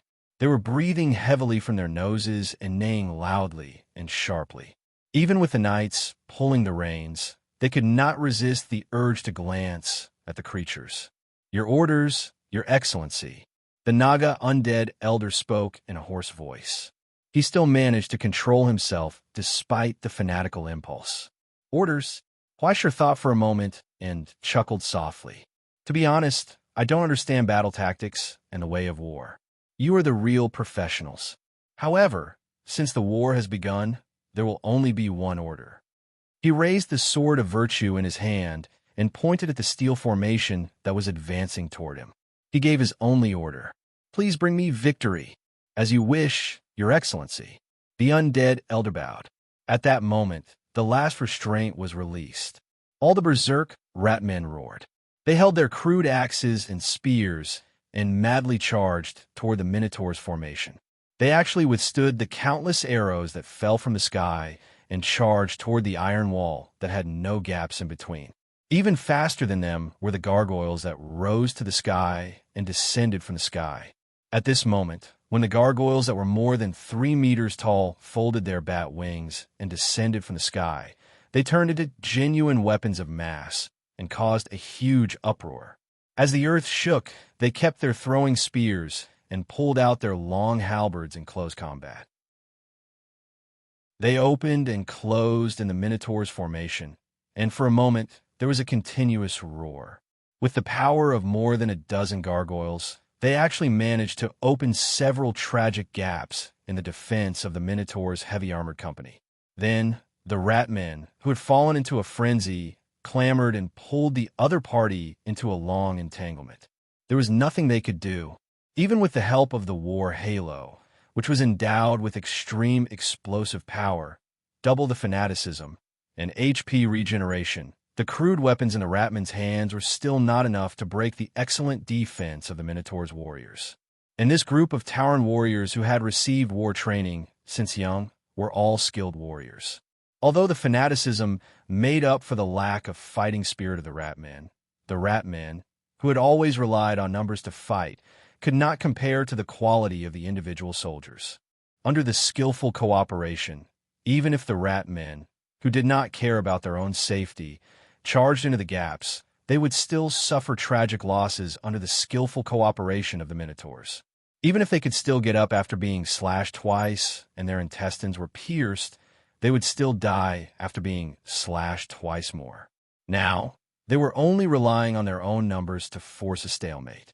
If it were before, with the terrible morale of this group of rat men, they would have collapsed long ago. How would they be able to maintain the current balanced situation? If they really wanted to break through, they still had to rely on the elite gargoyles that broke into the formation. The undead army first launched 2 rounds of projectile fire from the flanks. Unfortunately, it did not create much of an effect before the heavy armor. The revered elder decisively changed his target. He put away his bow and arrows, pulled out his saber, and urged the berserk lizard to charge toward the centaur company that had finished assembling. Chaolu, while galloping, the revered elder roared, "Hold the flag for me." The strong deputy screamed and snatched the undead army's flag from the original flag bearer. He increased his speed and followed closely behind the revered elder. He raised the flag high and conveyed the revered elder's orders. 400 steps. Full assault. Chapter 542. When the centaur commander saw the undead army's attack, he sneered and waved his hand. All his subordinates instantly abandoned their arrows and drew their swords. Instead of retreating, they quickly gathered and raised their iron hooves to charge at the undead army. Peers looked forward to their peers dying. The centaurs and nagas were both famous in the abyss, and they were both adept at cavalry battles. The grudges between the centaurs and nagas were enough to fill an entire library. Why would there be a need for them to announce their names? Just do it and be done with it. This group of naga, who usually only knew how to sit on their close relatives and shoot arrows from the back, had lost their minds. Light cavalry charging towards heavy cavalry in full armor? If they want to die, I'll grant them their wish. H. As the centaurs roared, the ground trembled once again. The Crimson Centaurs gathered and launched a counterattack against the undead army. In the blink of an eye, 300 steps. With the great eyesight of the abyssal mutants, the centaur leader could see the gap in the scales on the elder's face. In the past, the centaurs would swiftly turn and take a detour at this distance to restrain the enemy. But this time, the centaurs didn't slow down at all. In fact, they were still advancing. 200 steps, 150 steps. Under the command of the centaurs in the front row put down their spears in unison. A sinister smile appeared in their eyes under their iron helmets. Speed up, 100 steps. They couldn't dodge anymore. In this narrow and almost insignificant distance, the elder at the front suddenly opened his mouth and roared. Then, he reached into his leather pouch. Together with everyone else, they pulled out a flintlock pistol with the emblem of the ivory tower engraved on it from their leather pouches and aimed it forward. The centaur chieftain's eyes widened as he fell into a state of shock. Damn it! What the hell are you holding? 50 steps. At this distance, they couldn't dodge anymore. A sinister smile appeared on the serpent's face as he pulled the trigger.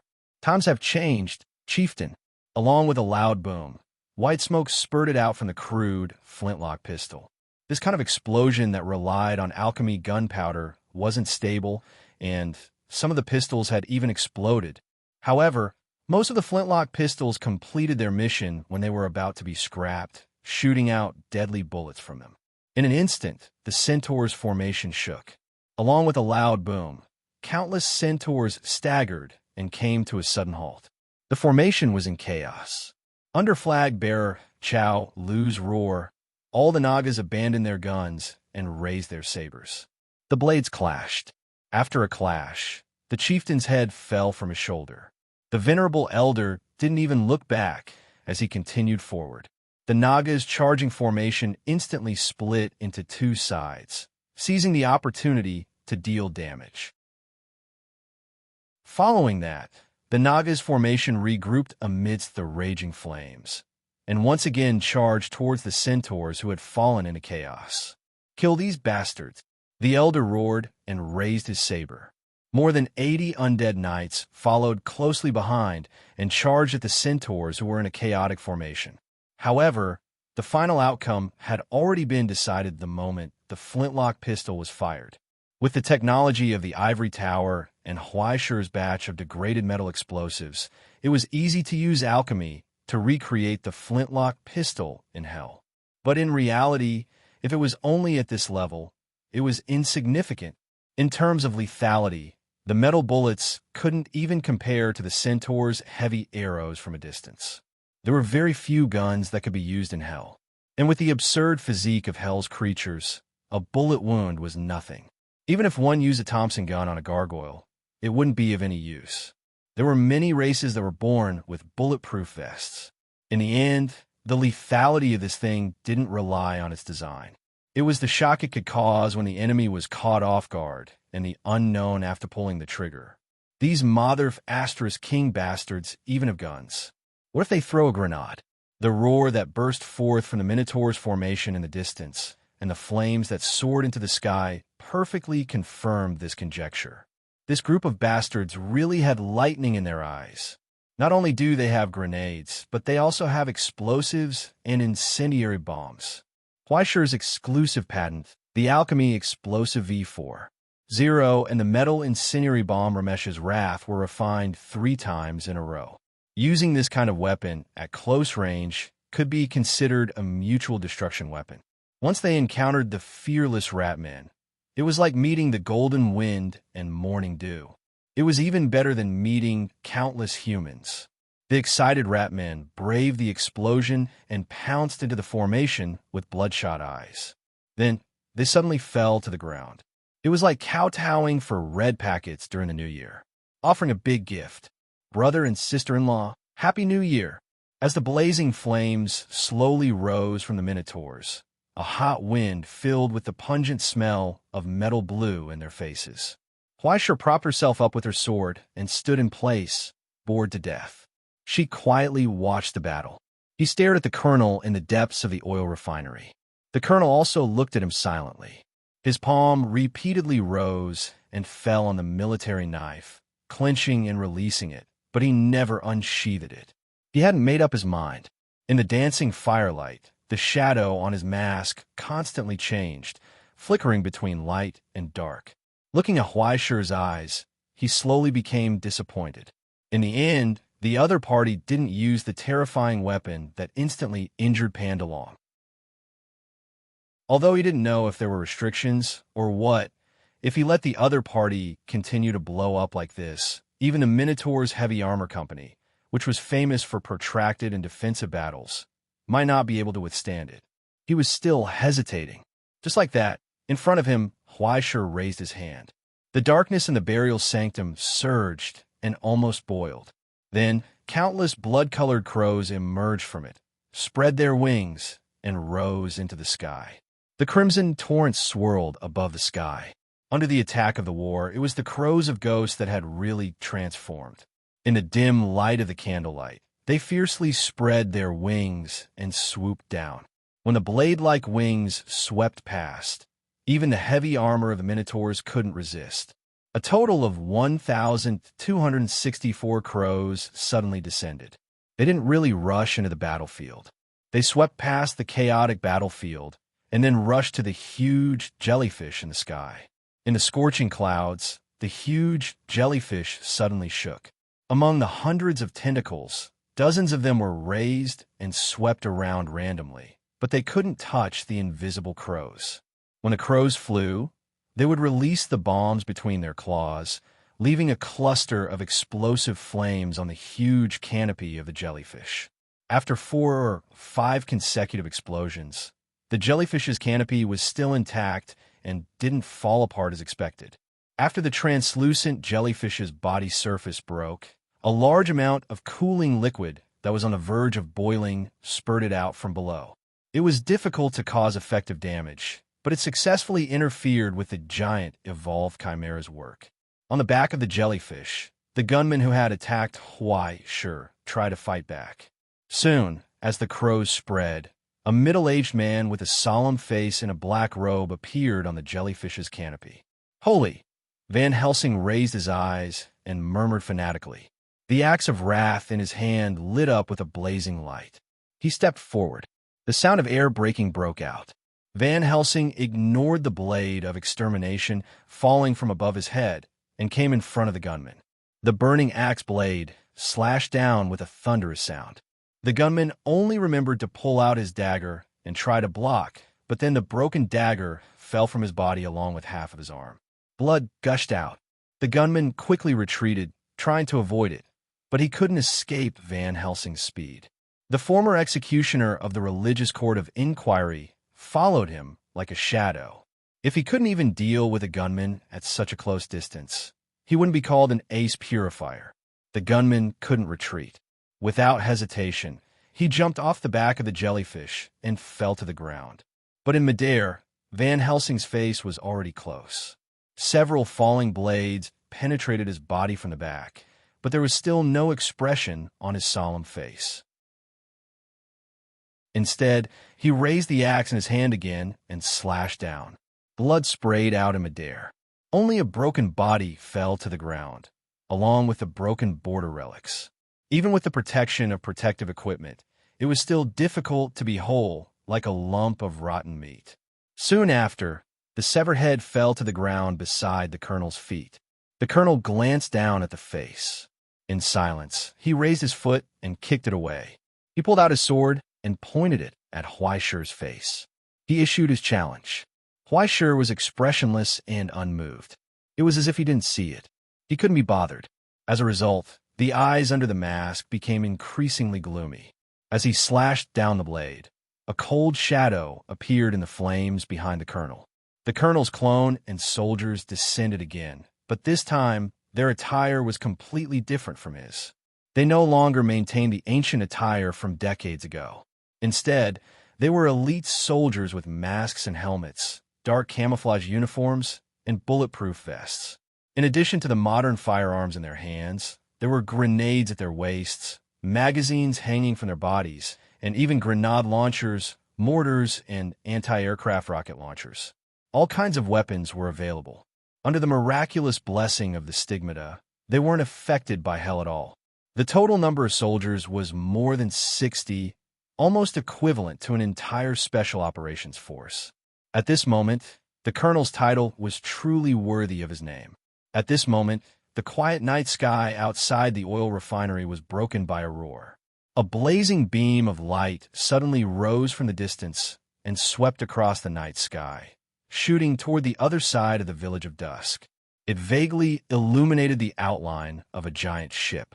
Then, the tail flames of countless missiles completely lit up the night sky. On the ground, countless flames sprouted and grew rapidly, bringing with them thick smoke and vigorous air waves.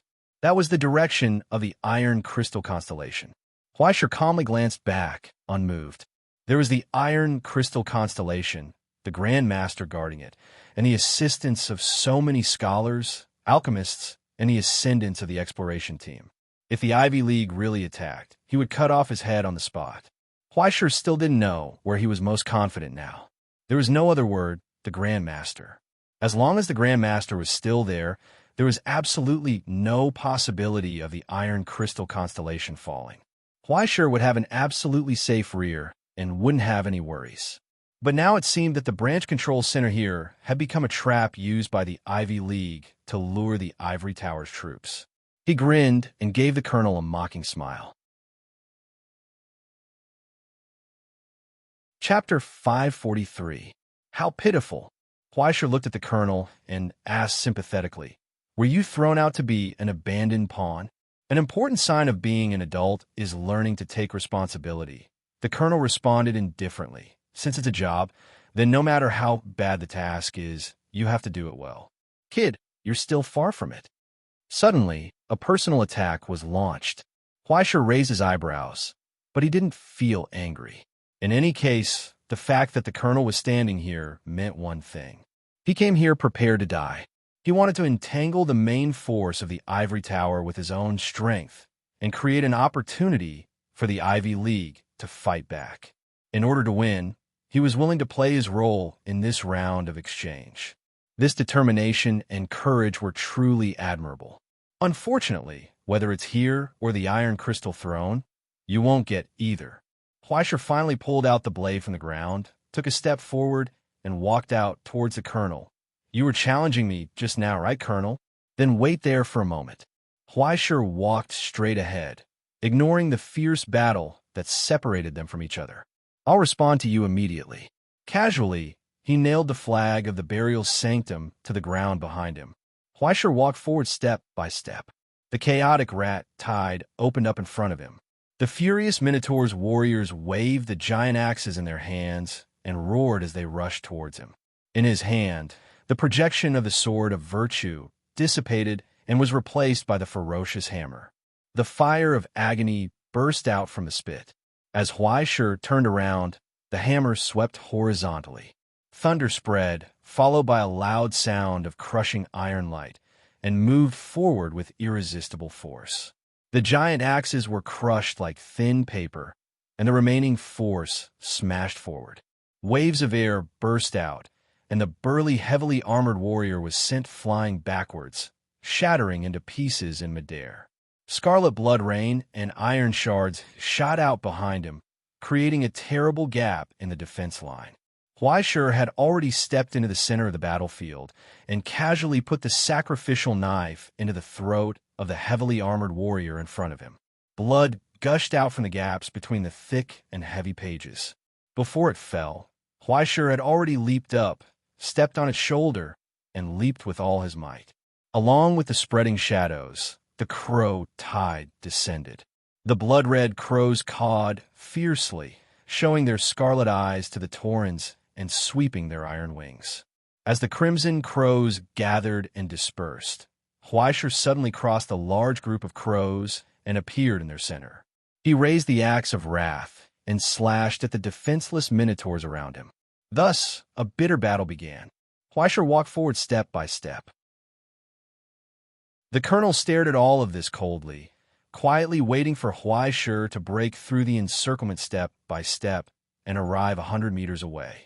Without needing him to wave his hand to give the order, the army composed entirely of clones took a step forward, looked down from the burning field of fire, and pulled the trigger at Huaisher. Without the slightest delay or oversight, the perfect crossfire net instantly drowned Huaisher's location. The moment the steel rainstorm pulled the trigger, destruction descended. Huaisher's shadow was instantly torn apart, but Huaisher immediately appeared in the crowd on the right, as if he had teleported. Then, countless afterimages spread out. In the chaos, dozens of afterimages that were indistinguishable from each other flew toward them in a disorderly manner. The Minotaurs roared and bravely blocked in front of the afterimages, disregarding their lives to keep the enemy in place. But then, the howls of the gargoyles descended from the sky. As early as the moment Huaisher stepped in a battlefield, all the gargoyles quickly retreated at the sound of the leader's horn. They gathered in the direction of Huaisher and followed him to launch a surprise attack at the colonel's location. They even raised their bat wings to block the crisscrossing bullets for Huaisher. Behind the colonel, the cold light reflected by the lens flashed and disappeared. There was a thunderous explosion. A hole suddenly appeared in the chest of a gargoyle. It penetrated from a front to the back and fell to the ground. Sniper. Ignoring the spears that shot at him from behind, the sniper skillfully moved his position in the darkness, raised the muzzle again, aimed at the chaotic battlefield, and pulled the trigger. Another Huaisher's afterimage exploded. This time, he couldn't dodge the spears of the gargoyles. He flew backward and was nailed to the wall. But the sniper's figure quickly dissipated, and a brand-new clone walked out of the darkness, took the rifle he left behind, and began to attack again. When the soldiers of an entire legion were controlled by the same will at the same time, the cooperation displayed reached a perfect level, and there were no flaws in the perfect execution of the colonel's orders. Before becoming the colonel of the troop, he was a real active colonel of the American City-State Alliance, a tactical instructor at the Army Officer Academy, and a well-deserved weapon of war. The rich experience of more than 16 local wars and hundreds of special missions, and even more suppression operations against ascendants created a perfect counterattack strategy at this moment. They even broke through the opponent's suppression and began to counterattack. Young Master Ming's afterimages had long been within the plan. Although the number of afterimages exceeded expectations, it was still within the scope of the plan. As long as they suppressed him with firepower, sooner or later he would be forced to. At that moment, Huaishi's figure suddenly flashed in front of him. The sword of virtue slashed down. That kind of unreasonable speed was simply too exaggerated. The double acceleration of Yu's step allowed him to cross a distance of 41 meters in an instant. Huaishi was already in front of him. The heavy anti-explosion shield was instantly shattered into pieces, along with the clone holding the shield behind it. Huaishi's figure turned in the air without any reason, as if he didn't care about inertia, bypassed the heavy obstacles, aimed at his face, and slashed down with the blade. Behind the colonel, the two half-kneeling clones raised their hands at the same time and pulled the trigger. The radiance of the spear of compassion surged, and the blade of the spear left their hands and flew towards him. The colonel held his breath, pulled out his sword to block the tip of the spear, and avoided the poison recorded in the intelligence report. But when he retreated, Huaishi's figure suddenly closed in, and the sword of virtue stabbed out again. Faster than that, the soldier who rushed forward pressed the hot barrel of the gun against the back of Huaishi's head. The trigger was pulled, and the bullet whistled out. At that moment, Huaishi's figure mysteriously disappeared from the spot. Missed. The cold blade moved forward, leaving a hole in the military knife's body, and like a hot knife through butter, it nailed into the colonel's chest. The colonel reached out his hand indifferently and grabbed Huaishi's wrist tightly. Drummer. In the explosion, his fingers shattered inch by inch, and the cold blade of the sacrificial knife was already pressed against his neck. Behind the mask, the colonel raised his eyes and stared at the young man who was surrounded in front of him. The soldiers who were waiting around had already aimed their guns at Huaishi, who was close at hand. There was no blind spot, and even the colonel himself was within shooting range. In the sky, the huge jellyfish suddenly shook, and the body under the jellyfish's umbrella suddenly opened, and a heavy barrel stretched out from it, aiming at where they were below. Fatal fire was brewing in it. General, Huaishi, the colonel said arrogantly. Are you sure? Huaishi was amused. She looked around and said, You think you can keep me here with just a few guns? Or do you think I can protect you? The colonel responded indifferently. Please rest assured, I am ready to die together with you. But I haven't. Huaishi said helplessly. I still have an enviable youth and a long time to squander, and many dreams that may be impossible to achieve. I can't, and I shouldn't die here. Are you begging for mercy? No, I'm just explaining a principle. I didn't come here to die with anyone from the beginning, and I will never die here. Huaishi calmly stared into his eyes, as if he was telling a truth, and told him, So, next, I will kill you, and then turn around and go back. With his words, an unexpected roar suddenly broke out in the distance. The blazing light suddenly gathered into a beam and spewed out from the furnace that had been brewing for a long time, tearing the night sky above the fire field, and also penetrating the jellyfish in the clouds with irresistible force. In the sky, the jellyfish wailed and twisted its body, but it couldn't escape the fate of death. It faced the earth.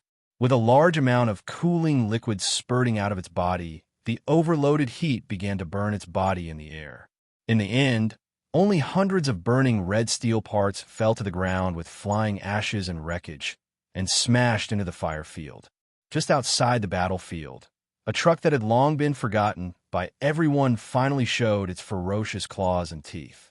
When the phantom camouflage was removed, with the splitting and opening of the carriage, countless complicated structures quickly changed. Under the hydraulic drive, another set of structures hidden under the body of the car began to operate. The 16 wheels quickly retracted and were replaced by 3 huge bases that were deeply nailed into the earth.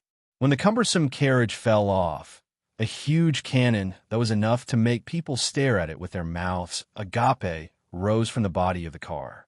Countless alchemy arrays and runes shone on it, and with the surging of the source substance, Gordium, the master of fate, arrived here.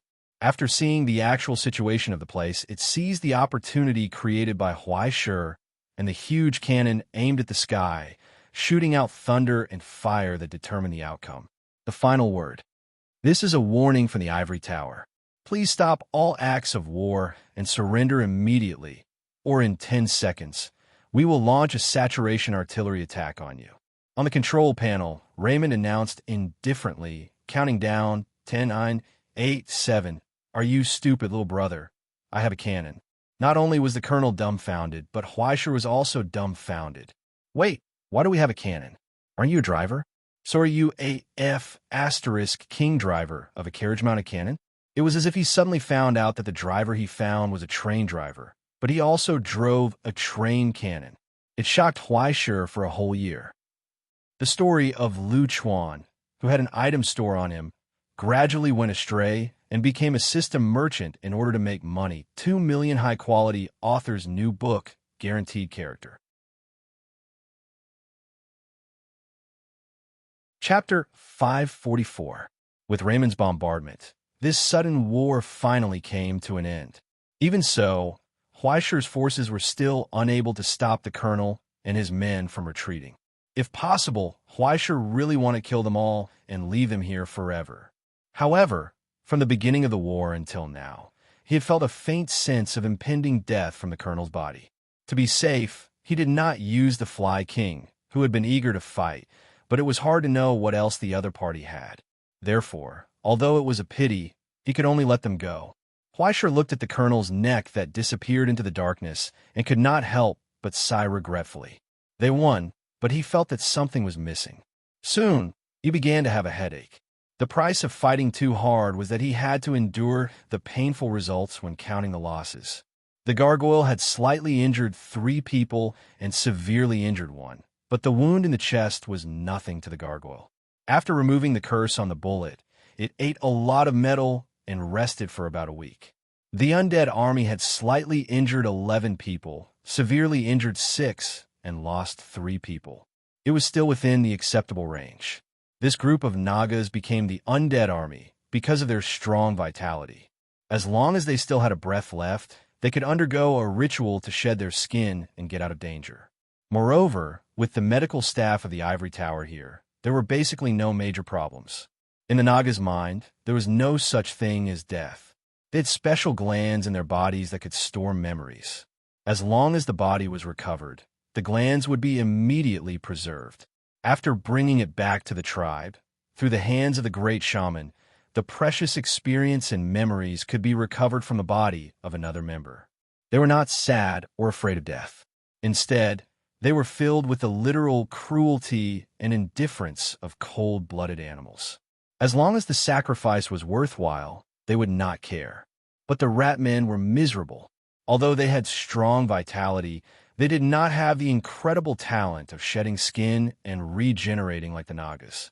It was already extremely lucky that nearly 300 of the 800 rat men had died. Most of them did not even have bones left. As for the severely injured ones, who knew how many of them were saved by the members of the legal department with the first aid equipment given by the Iron Crystal Base. These were all precious cannon fodder. If you brought them back and modified them, they could still be used again. In any case, these ratmen's lives were ridiculously tough, and they did not have any rejection reactions. Everyone could put together the pieces through crowdfunding and continue to be alive and kicking after the surgery. In fact, the most famous death squad among the rat men was made up of veterans who had undergone several suturing operations. As for their next transformation, Huaisher already had some ideas. He could go back and talk to the alchemists. Huaisher's own flock of crows had nothing much to say. As long as the Cage of Dreams still existed, losing members was not a problem at all. Moreover, they did not suffer any losses. After this battle, they seemed to have matured a little. At least, that was what the young Arbiter Ming's divine mark felt. There were still some gaps before it could truly become a large group, but these could all be carefully studied tomorrow. Now, the problem that made Huaisher the most unhappy was in front of him. Raymond was eating the instant noodles that had just been cooked in hot water in the truck. He looked at him blankly. "Why are you looking at me like that? Did I do something unnecessary? Why didn't you use the cannon earlier? Huaisha rolled his eyes. You didn't give the order. I thought you had other plans. In the end, you really didn't know. Raymond shrugged shamelessly. After seeing the unhappy look in Huaisha's eyes, he could only put down the instant noodles and sigh. It was just a joke to liven up the atmosphere. Don't be angry. To be honest, when I first installed this thing, I didn't think it would be useful. It was just an emergency. As he spoke, he opened the door behind him and showed Huaisha the fuel meter of the truck. Do you see it? I sped all the way here and only burned less than 1% of the fuel. The cannon just now even burned out the alchemy fuel in my 2 auxiliary fuel tanks. This truck's current model only allows me to carry goods. If I really rely on it to fire a cannon, what's the use of one shot? And it takes 5 minutes to warm up. I can't ask you to find a way to attract the firepower and create an opportunity for me, right? As the door opened, the smell of burnt dashboard rushed into Huaisha's nostrils. It was so hot in the driver's seat that one could steam a steam bun. Raymond's noodles were cooked on the steering wheel. Huaisha suspected that the cannon didn't even have a cooling system installed. Do you see? Raymond sighed. The mission given to me by the principal is to be able to take you away at a critical moment. What happened just now was already my own decision. Don't talk nonsense. I still have more than 20 loans to pay for my truck. If my salary is cut, I'll be screwed. Come eat noodles. As he spoke, he very skillfully served a bowl of noodles to Huaisha. He even added an egg on top and asked him to pretend that nothing had happened. This overwhelming feeling of being a social animal actually made Huaisha feel a little nostalgic.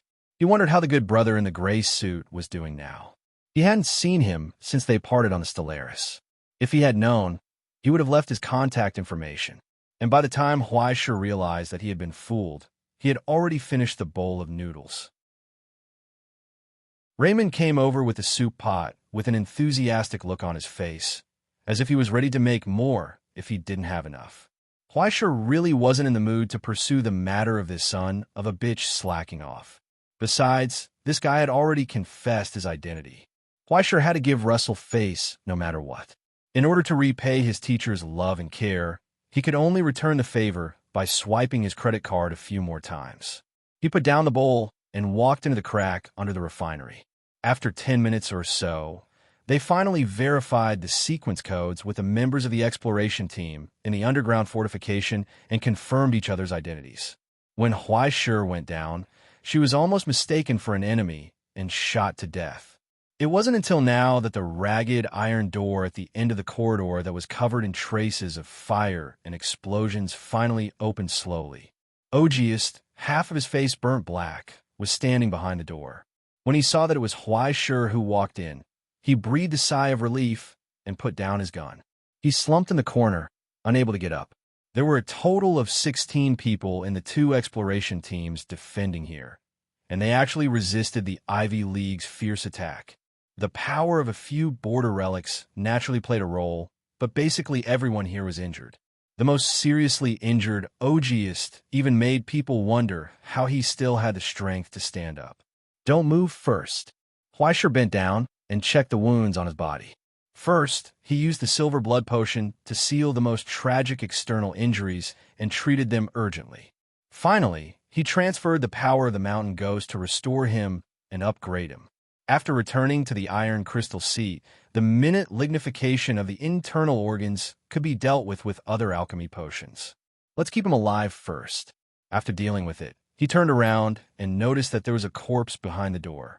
It was still wearing the uniform of the exploration team, but the fatal wound was at the back of the head. It was a gunshot wound. What's going on? Huaisha frowned. Just a spy. Don't worry about it. Ogius sneered and pressed the wound on his chest that almost tore his heart apart. He propped himself up. How's the iron crystal seat? Didn't you receive our warning not to support? Don't worry, the iron crystal seat is safe. Only Raymond and I came here. When I just came in, I heard in the communication that the 2 sides have already started negotiating. Huaisha propped him up from the ground and put him on a stretcher. Sleep well. When you wake up, you'll be back in the ward of the iron crystal seat. Everyone has worked hard. It's our duty. Ogius still wanted to say something, but the tranquilizer took effect. He closed his eyes and fell into a deep sleep. Meanwhile, Huaishur pushed open the final door and walked towards the fuse of this war, as well as the greatest prize of war, the sub-control center of the Twilight Village. At the same time, on the scorched earth full of ruins, on the devastated battlefield, the fierce exchange of fire between the two sides had come to an end. The huge airship in the sky had already lowered its altitude and confronted the iron crystal seat from a distance. On the ship's hull, the Eye of Nightmare's symbol from the cemetery of the returnless shone with a cold red light. This famous or notorious mercenary group had been hired by the Ivy League and was the main force of this attack. The iron crystal seat was not damaged at all. Under the Grand Master's secret instrument, no matter how terrifying the firepower was, it was difficult to invade the range of the alchemy array that he had personally created. Both sides could not do anything to each other. On the airship's bridge, Michel coldly answered the communication. "This is Michel from the Ivy League." He asked, "Who's talking on the other side?" "Let Mikhail talk to me." "Is this Michel?" A tired and dispirited voice came from the communicator, causing him to frown unhappily. "I knew it. Only you would do such a troublesome thing at this time." The Grand Master sighed and whispered like a whisper, "Forget it. What's the point of doing this? War is the most meaningless thing to do. No matter what you get, it's all for nothing. When you close your eyes and die, everything you get will return to nothingness. What do you want me to say to you?" Michel's expression twitched. "When we are buried in the soil, our souls will fall to hell. In the end, what remains is just a gravestone. When that time comes, what's the point of victory and defeat? Nothing." In the silence, the numb voice was still sighing. "When a life is destined to die, all values will eventually return to nothingness. Now, the short struggle at death's door is already too long, let alone the eternal time after death. Michel, you can understand me if you think about it a little, right?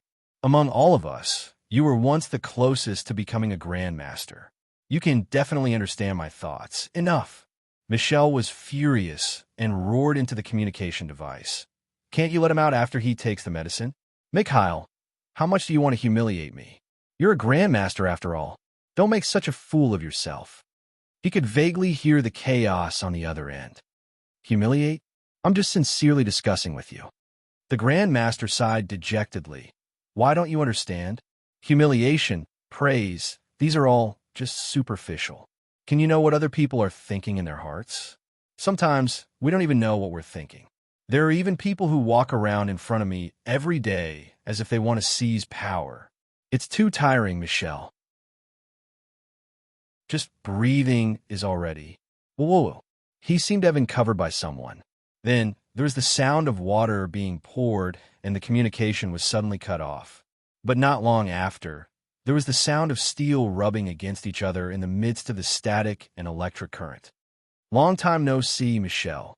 There was a low and cold voice, full of disdain and contempt. "Are you here to wag your tail and beg for mercy?" Chapter 545. Long time no see, Michel. "Are you here to wag your tail and beg for pity?" That cold voice asked, full of emotions. "I still remember your unsightly appearance in the society 4 years ago, as if you could become a great grandmaster by crying endlessly." On the bridge, there was a sudden dead silence. No one said a word. When they walked past Michel, they subconsciously lowered their voices and tiptoed to avoid the area around her. This was because the terrifying coldness of the polar regions was spreading from this man. Even if he was expressionless, one could still feel the anger and ferocity that was suppressed in his heart. The helmet that he was holding in his hand had already cracked. He suddenly wanted to ask the man opposite him, "How did you manage to survive to such an extent of schizophrenia?" Compared to the salted fish that was so negative just now, although he could finally understand human language after taking the medicine, he became even more annoying. It made people want to stuff him into a cannon and shoot him to the bottom of the trench in one breath, or even to a place beyond Pluto in one breath. Perhaps it could be considered as a contribution to the present realm. He gritted his teeth and squeezed out a voice from between his teeth. "Mikhail, you are still as disgusting as before." but I used to like you very much. I remember that you were the one who brought me into the academy, right?" In the sound of the electric current, the Grand Master sneered indifferently. "You were the one who showed kindness without permission, and you were also the one who carried out resentment without permission. From the beginning to the end, you didn't understand that the outcome of the matter had nothing to do with what you did. You have always overestimated yourself." Dead silence. It was as if a string had been snapped. Under the vicious evaluation from the Grand Master, Michelle's restraint and calmness were finally completely torn apart. For a moment, the man's face turned ashen. Immediately, it was calm again. He just responded indifferently. "But Galena chose me in the end." Silence came suddenly. It was long, long, and long. It was so long that people suspected that the other party had disconnected. But Michelle's expression gradually became cheerful. He smiled, happy and mocking, overjoyed. "Do you need me to repeat it?" he said softly, when you were still engrossed in writing papers on her wedding anniversary, which she had carefully prepared for months. "Galena chose me." In the long silence, he seemed to be bathed in a gentle melody. He spread his arms, twisted his body, and smiled at the man on the other end of the call. "Mikhail, I won in the end. It was me." The silence continued, but at that moment, it was as if winter had truly descended. A terrifying killing intent that could freeze one's marrow suddenly descended here. Along with a formless electric signal, the killing intent extracted from countless calamities and miracles actually descended upon this place, condensing into a curse as if it had materialized, angrily ravaging every soul. But Michelle looked as if she was bathing in the spring breeze. She tilted her head and lit the cigarette at the corner of her mouth. He took a deep breath. He allowed a long sigh. Basking in his victory, he finally raised his eyes. "I think we can start talking now. There's nothing to talk about." The Grand Master finally spoke.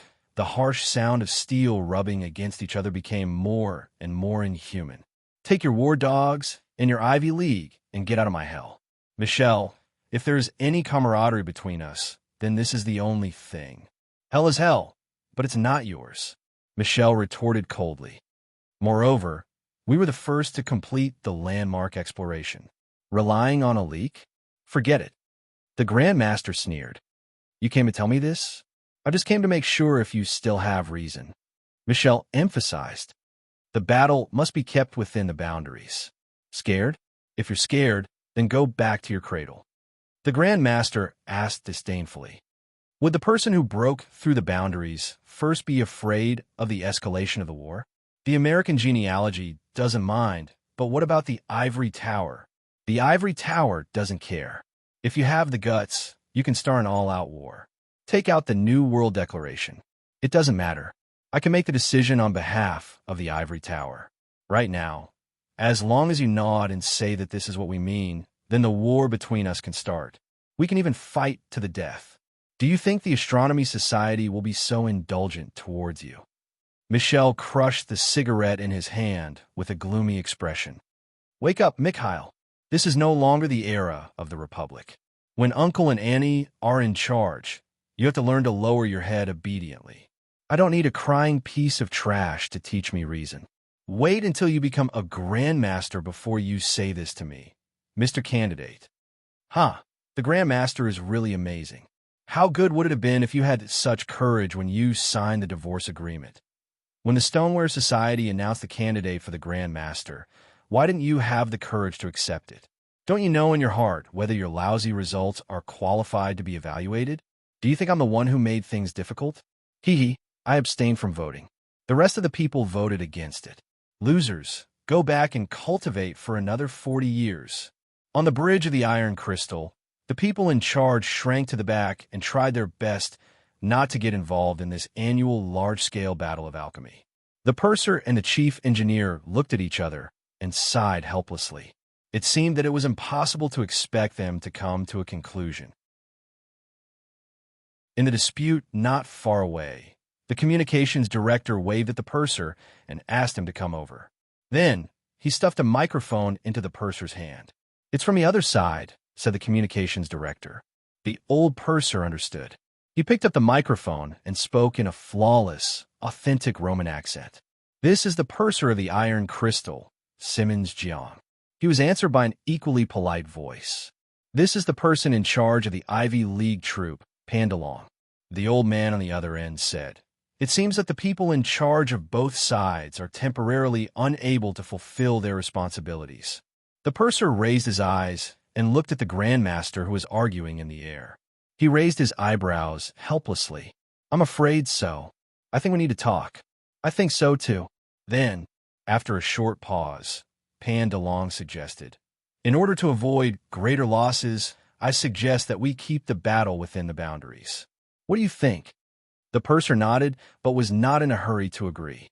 He only asked, "Very good idea, but what's the boundary?" "The means to stop the war from escalating. Let's have a decisive battle with all the forces in hell. What do you think?" "No matter what, both sides should not deliberately destroy the village of Dusk, give preferential treatment to prisoners of war, and not abuse forbidden relics. These are all common rules. I don't think it's necessary to go into details." The purser was unmoved. He asked again, "What about the entry restrictions for both sides?" Pandalong was silent for a moment and spoke again. "The Grandmaster and the Creator are not allowed to directly intervene. They are not allowed to use the relics of authority or the mark of miracles. As for the sublimators, they are limited to level 5 and below." There was still a lot of room for discussion. The purser smiled. "Let's be straightforward. How about level 4 and below? Isn't this more convenient? We don't have to worry about causing too much damage, right? Isn't this a little too advantageous for your side?" Pandalong laughed. "I've personally experienced the means of the judges. Let's just forget about it. Look at what you're saying." Since the first stab didn't work, the purser stabbed again and asked, "Isn't your biological weapon very convenient?" Pandalong retorted without hesitation. "If technology is restricted, I'm afraid the number 4 nanosequence of the ivory tower doesn't conform to the rules, right? I'm the one who has the advantage now. Isn't it natural that the terms are more powerful for us?" The purser calmly asked, "Who would play an absolutely fair game? If the advantage is worth a sub-control center, I'm afraid your side won't be able to maintain the advantage for long." Pandalong's words seemed to be implying something. The purser calmly responded, "Since you have so much confidence, I'm afraid it's difficult for us to reach consensus." "But there's still plenty of time, isn't there?" Pandalong's tone became complicated. "Before the leaders above finish arguing, we have to come up with a framework." The purser raised his eyes and glanced at the Grandmaster who had begun to take off his underwear when he was a student. He couldn't help but sigh. "Yes, I think we still have a long time to talk slowly."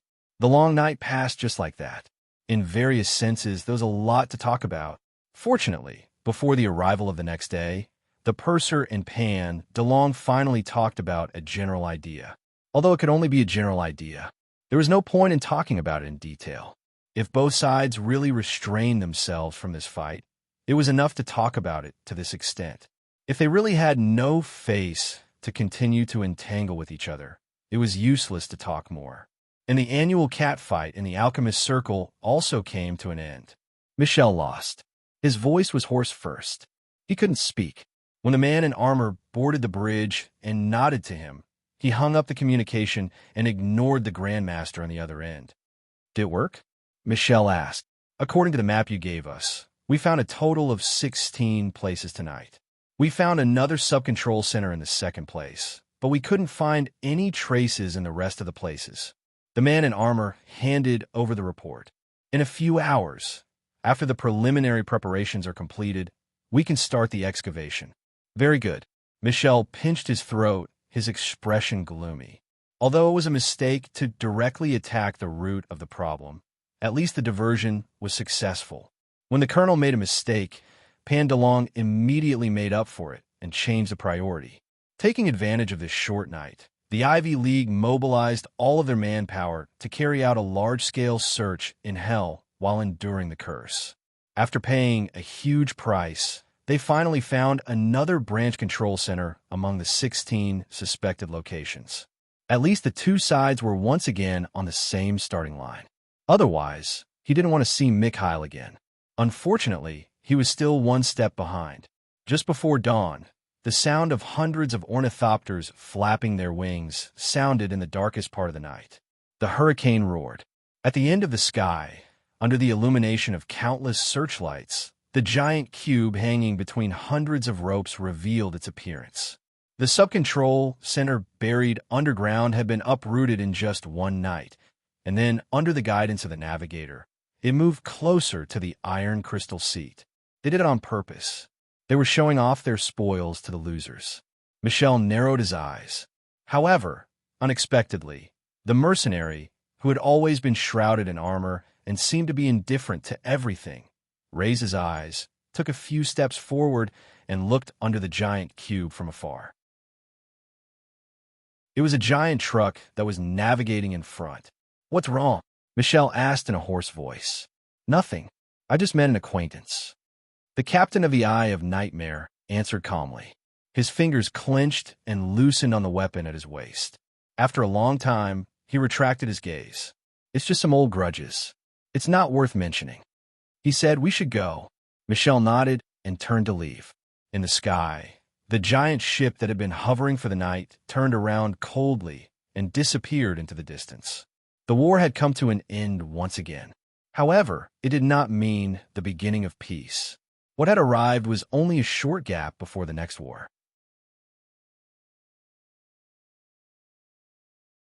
Chapter 546. Huaishur finally witnessed just how ridiculous the production capacity of the Iron Crystal Constellation was. After receiving their reply, hundreds of ornithopters and more engineering equipment were dispatched to complete the excavation of the sub-control center within half an hour.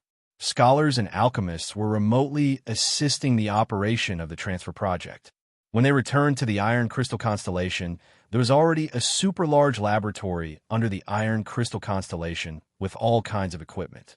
As the Earth trembled slightly, the control center of Hell landed on the ground.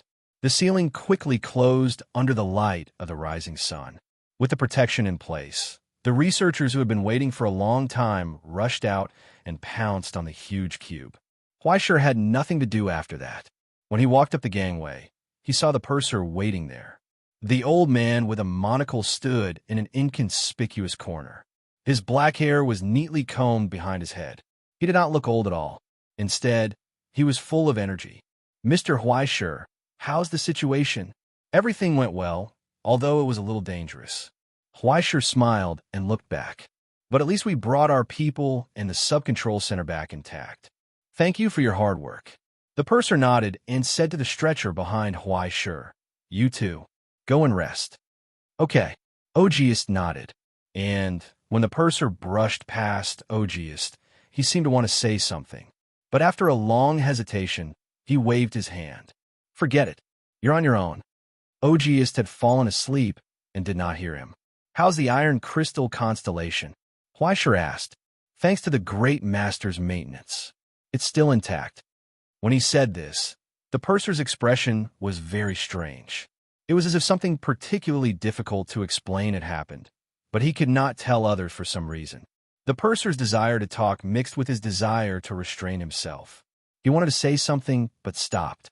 In the end, he could not say anything. "You've been working hard all night. I've asked someone to clean up the room," the purser said. "Do you need a rest?" "No. I'm going to see how the students are doing." Huaishur thought for a moment and asked, "Is there something wrong?" "More or less." The purser waved his hand and motioned for Huaishur to follow him. After a night of fighting, we talked for another night and finally came to a conclusion. Although the first branch control center is in our hands, Ivy League seems to be unusually determined this time. They don't intend to back down at all and are prepared to fight with us here. Do we need to ask the Ivory Tower for help? The other party is probably afraid that the scale of the war will escalate, so they took the initiative to talk to us. The purser said, "If possible, everyone would like to use the least amount of effort to decide the ownership of this hell. Although it will definitely belong to us, it would be better if we could obtain it with less effort and less effort. So, for the time being, we have reached a consensus." They had reached the park at the bottom of the Iron Crystal Constellation. Officially, this was the Ecological Physiotherapy Center, but in fact, it was just a park. In order to prevent the crew members from having any mental problems during the hellish voyage, the Pharaoh Crystal Constellation had also built a pleasant ecological park for the crew to relax occasionally and prevent them from getting sick from holding it in. It was about the size of a large football field, and under the influence of the meticulous design and various technologies, it did not look narrow at all. It made people feel refreshed. At this time, almost everyone was walking around the branch control center. There was no one in the park, and it was quiet except for a few pigeons that were kept in the wild. The purser found a stool and sat down. He said seriously, although it is a bit abrupt to say it now, the ownership of this hell may depend on you. What? Huaishur was stunned. He looked over and said, Me? What do I have to do? On the Pharaoh Crystal Constellation, there was only one Ascendant Grandmaster, not to mention the other high-level scholars and alchemists. In terms of experts, the person in charge of the exploration team gave Huaishur an unfathomable feeling. Occasionally, when they exchanged pointers, he would even give Huaishur a sense of deadly crisis. According to Huaishur's estimation, if he fought with all his strength, he might be killed on the spot in 2 or 3 moves. On the ship, there were probably a few ascendants who were not inferior to him. Now, they were all relying on him. This was too much of a joke. He was here to lead a team on a trip. It was fine that he became the person in charge for no reason. At most, he would just take the blame. Why did he suddenly become the scapegoat and send himself to death? Generally speaking, after a discussion between the two sides, in order to not destroy hell to the greatest extent, they decided to limit the Ascendant's level to below level 4, and they are not allowed to use miraculous inscriptions or taboo relics. Therefore, among all the people who can be used, the one who can fight the most is you. Just like that, he inexplicably became the number 1 tool. I shouldn't have been in the limelight in the first place. Huaishur's expression twitched. He regretted it. It was so good to be a mascot obediently. Why couldn't he control himself? Don't worry. No matter what, the ivory tower won't leave all the work to you alone. The purser's words made Huaishur heave a sigh of relief, but then her heart sank to the bottom of the valley. We will support you silently from behind and support you. Awesome. Seeing Huaishur rolling his eyes, the purser smiled awkwardly. I'm just kidding. Don't be nervous. I thought that's what you idols say. Where did all of you come from? Huaishur covered his face and sighed. Please don't worry. Whether it is manpower or material resources, the Iron Crystal Constellation will give you the greatest support. Moreover, you don't need to be in charge. You're only responsible for commanding and executing. You don't need to be at the forefront. The specific plan may need to be formulated after the research on the branch control center is completed.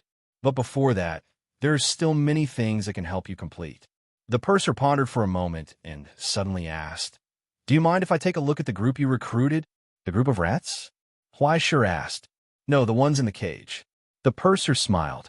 Before I was in charge of miscellaneous things on the ship, I was also a researcher on border creatures and hordes of hell. I might be able to help young Arbiter of Destiny. There was nothing wrong with that.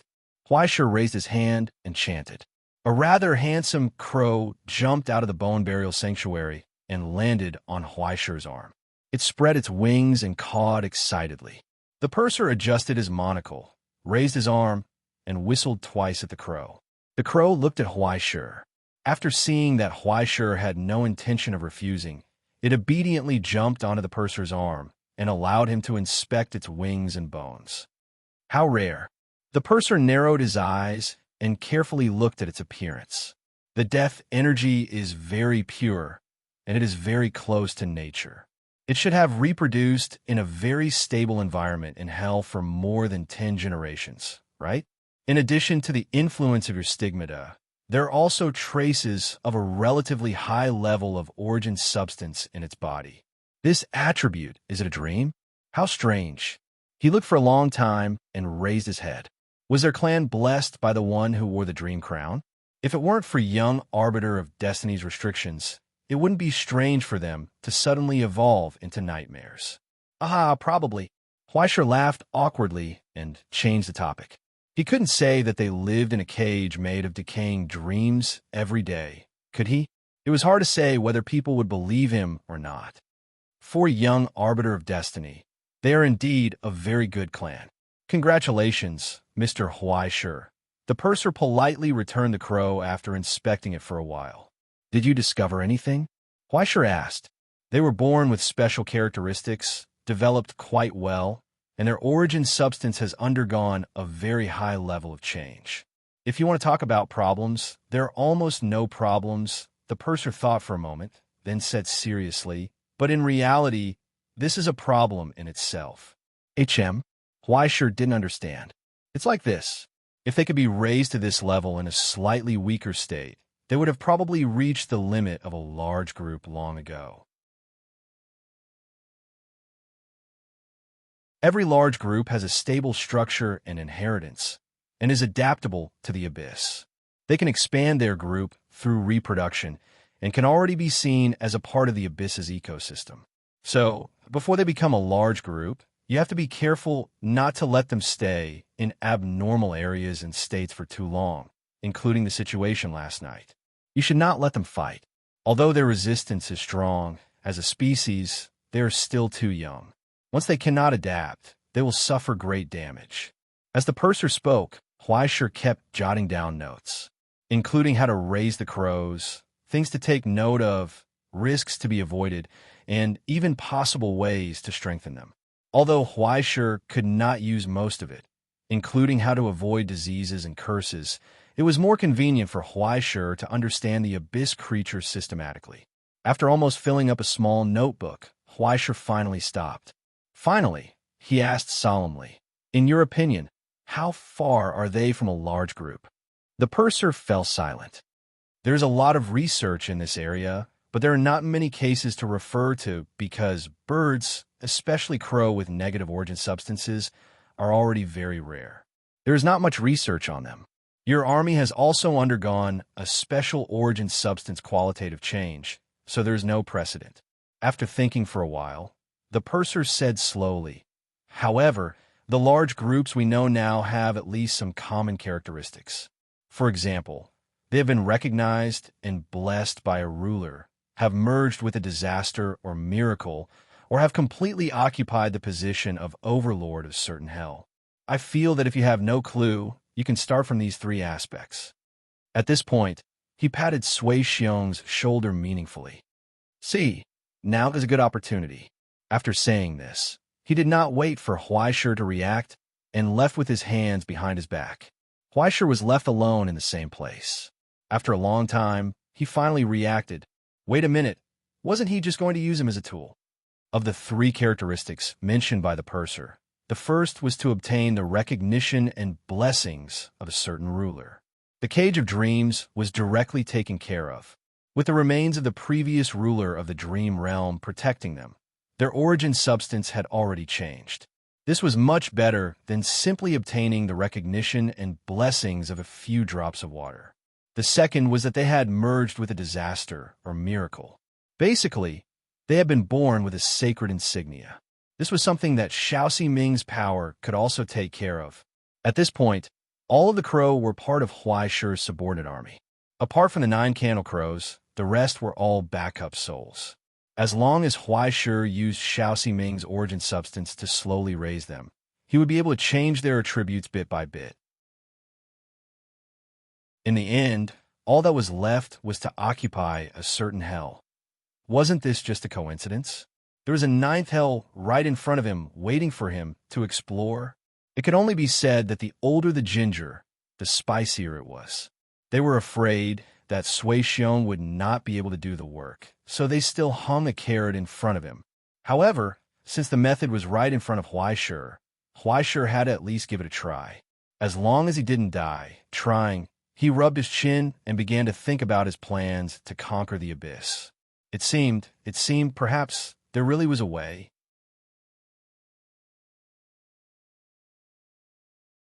Chapter 547. By the time Huaishur woke up, he didn't know how much time had passed. He was so engrossed in his thoughts on the park bench that he fell into a deep sleep. When he woke up, he was still full of the drowsiness after a long nap and didn't want to move. He seemed to have had a dream. Huaishur dreamed of Ai Qing Fu, E, Lily, Senior, and even little Amber and everyone else. In the end, he vaguely dreamed of Tongi. She also said that she wanted to give him benefits, but was flatly rejected by the heartless Huai Shi. She could only pull Huai Shi's sleeve and apologize with tears in her eyes. It should have been a good dream. In the dream, Huai Shi was carefree, singing and eating hot pot happily with everyone, full of hope and future and laughter. But at the end of the dream, when everyone met, the atmosphere seemed to be abnormal. He didn't know why. Wasn't he very happy before? But suddenly, he didn't feel happy. Then, Huai Shi woke up in fright. He vaguely remembered that something terrible had happened, but he couldn't remember. Subconsciously, he touched his neck and then breathed a sigh of relief. Fortunately, his head was still there, but his heart was cold. What was with this strange feeling? He scratched his head and couldn't figure it out. Soon, he noticed that something was wrong with his body. He looked down and saw that he didn't know when the blanket had covered him. He was at a loss for a long time before he noticed the thing beside him. It was a carefully wrapped lunchbox. When he picked it up, he could feel a burst of warmth. He held it up and looked at the simple and elegant appearance, as well as the faint smell of perfume. The figure of the girl in the gray skirt emerged in his memory. Yuan was here. After taking out his phone, Huai Shi found that it was already 3 o'clock in the afternoon. She probably didn't want to disturb Huai Shi's sleep after coming over, so she left the lunchbox behind. It's good to have a student. In the gradually emerging hunger, Huai Shi opened the lunchbox and dug into it. In the process, he picked up a stack of briefs under the lunchbox and flipped through them. The cabin in the woods was left here. The report recorded in great detail all the events that had taken place on the iron crystal platform after Huai Shi had left, including the transfer and change of positions, as well as the analysis of the two meetings. The focus was on recording the results of the negotiations and the relevant process, as well as the arrangements and duties of the students, so that Huai Shi could grasp the specific situation. As he watched, Huai Shi's desire to usurp the throne started to go awry again. It can only be said that one is marked by the company one keeps. It was all because of the cabin in the woods. After finishing her meal, Huai Shi tossed the report aside and saw a few figures not far away. A man in a black suit, sunglasses, and boots stood there like a shadow.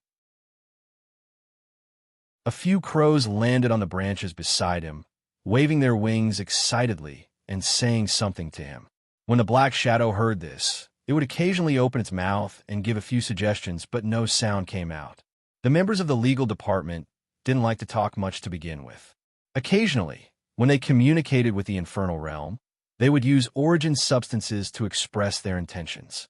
However, they seemed to be chatting quite happily with each other. When the crows heard this, they danced and jumped around in place, as if they had been imparted with some strange experience. They had grown. After sensing that Huai Shi had woken up, the dark spirit from the legal department nodded politely, then turned invisible and returned to Huai Shi's shadow. The crows flew over and landed next to him. After calling twice, they raised their feet. Around the foot of one of them was a tag wrapped in string. On it was a message from the researchers in the research lab. Modification blueprints have been drafted. Please come to Area B4-01 for further discussion. After Huai Shi finished reading, his spirits were lifted. He folded the blanket on his body and stuffed the lunchbox and the documents into his saddlebag. He couldn't continue to sleep because of this news. After quickly washing his face, he rushed to the upper deck. Before leaving, he had already talked to the researchers about the Ratman's intentions. He hadn't expected them to produce the blueprints so quickly. It was practically godlike speed. After passing through several layers of security, he smelled a suffocating smell of blood outside the laboratory door. He pushed open the door and entered. All he saw was a workshop that looked like a slaughterhouse. There were all kinds of organs everywhere, as well as other messy tools. In the center of the room was an unconscious Ratman that had been completely dismembered. It was still alive. At least its heart was still beating. It was probably the few lucky ones who had survived with serious injuries. In the spirit of recycling, Huai Shi had sent all of them here. It seemed that with the help of these samples, the research had made quite a bit of progress. This place looks quite familiar. Huaisher scratched his head. He couldn't remember where he had seen this scene before. Seeing that Huaisher didn't show any abnormalities, the researcher in charge of the laboratory was also quite surprised. In this place, the biological laboratory was mainly responsible for the dissection and research of the native hell creatures. Sometimes, the results of the experiments were even more unacceptable. Even the members of the exploration team, who had experienced all kinds of dangers and trials, would feel uncomfortable when they saw the scene here. There were only a few people who could be as calm as Huaisher. "Mr. Huaisher, please take a seat." He left the operating table, put down the saw in his hand, took off his gloves, and led Huaisher to the rest area in the corner. After changing out his mask, he asked, "Coffee or tea? Anything. Let's have some water." Huaisher sat down with a cup of water. He looked around and sighed. In particular, the heads soaked in preservative attracted his attention. He could see that the knife was very carefully cut. There was no damage or destruction. The person who did it must be an expert. It's rare to see someone as calm as you. The middle-aged scholar sighed. When I was studying in the flesh workshop, I've seen more tragic scenes than this. Why is there always a fuss? Aha! Maybe I'm used to it. Huaisher scratched his head and asked, "How should I address you?" "Marvel. Just call me Marvel." The scholar got up and swept the messy things on the table aside. "Let's get down to business. Take a look at this. This is the plan I carried out based on the samples of the rat men." As he moved, a few dissecting diagrams that were pressed under the table appeared in front of Huaisher. In the diagrams, the rat men's size had expanded to almost twice their current size. Looking at the scale, they were even taller than Huaisher by 2 heads. The internal organs and bones in their bodies had also changed drastically. They had almost become a different kind of creature. The murderous aura was overwhelming. It was unbelievable. During the experiment, we found that the fusion of these rat men's external organs had exceeded the average range. It's really incredible. Therefore, after discussing with other laboratories, we came up with a new set of transformation plans. Marvel excitedly pointed at the diagrams and said, "Limited by their original physique, we decided to use auxiliary methods to increase their height. The inner alloy skeleton will be gradually stretched during the operation. Then, 2 lymphatic systems and ganglia will be added on the left and right sides of the neck and spine. On the inner side of the spine, there will be a cerebellum that will be used to control and manage the movements of the lower body to avoid any delay. The transformation of the Black Death Core relies too much on the shamans in their tribe. We decided to use the organs of other creatures to transform them. First, the muscles. We have already obtained permission from the Ivory Tower. The Athens branch sent us a new artificial muscle synthesis law and structure diagram.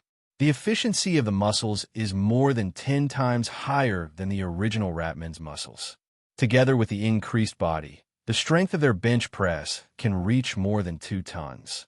The 2 new lung lobes came from the samples of the scaled lion preserved in the laboratory. Apart from increasing the blood and oxygen exchange function, we added 2 extra secretory glands that could be used as tranquilizers or stimulants according to the needs. As for the eyes department, we used the advanced model released by the Academy last year. We added infrared vision, elemental vision, and advanced dynamic vision, allowing them to detect danger on the battlefield immediately. The auxiliary internal skeletal system can transmit nerve signals through the spinal cord without any obstruction, allowing them to learn all kinds of standard tactical movements in a short period of time. It also strengthens their aiming and throwing abilities. If they have enough time, they can even learn the American Army boxing. Of course, that is meaningless in the abyss. The next important thing is the skin transformation. Now, our artificial skin can perfectly adapt to the dangers of strong acid and alkali. The pre-made impact-resistant shell under the skin and the outer layer of hair can perfectly withstand bullets designed for close-range shooting. The most important thing is the alchemy array in the skull. We can preset a curse resistance array here, greatly increasing their resistance to negative effects. The more he spoke, the more excited Marvel became. Originally, the transformation of the Ratman army had only been something that Huaisher had casually mentioned. However, after the negotiations and under the coordination of the chief of staff, the transformation had greatly increased the priority, becoming the most important thing at the moment. After all, they were currently the most convenient cannon fodder on hand. How could they be used so easily? They had to increase their own abilities and value. Thus, with the combined efforts of everyone, the Ratman Transformation Plan version 4.0 appeared in front of Huai Sure overnight. When the biologists and alchemists in the Iron Crystal constellation who were so bored that they were about to grow hair saw this project, their eyes turned green with excitement. They added a little bit more, and in the end, almost all of the Ratman's body parts have been forcibly modified, strengthening them to the limit of what was theoretically possible. No matter how weak a Ratman was, after being modified, he could become a steel warrior that could charge through a rain of bullets. Even Huaishur was stunned when he saw this. Looking at the mess of things on the paper, he couldn't tell that it was a Ratman at all. He lowered his head and looked at the blueprint over and over again. After a long time, Huaishur scratched his head.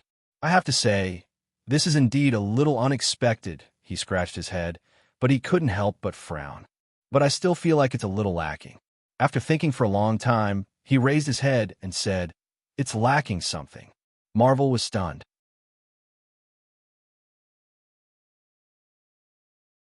Chapter 548. But there's more to it? What's missing? Is it the stench of the Ratman?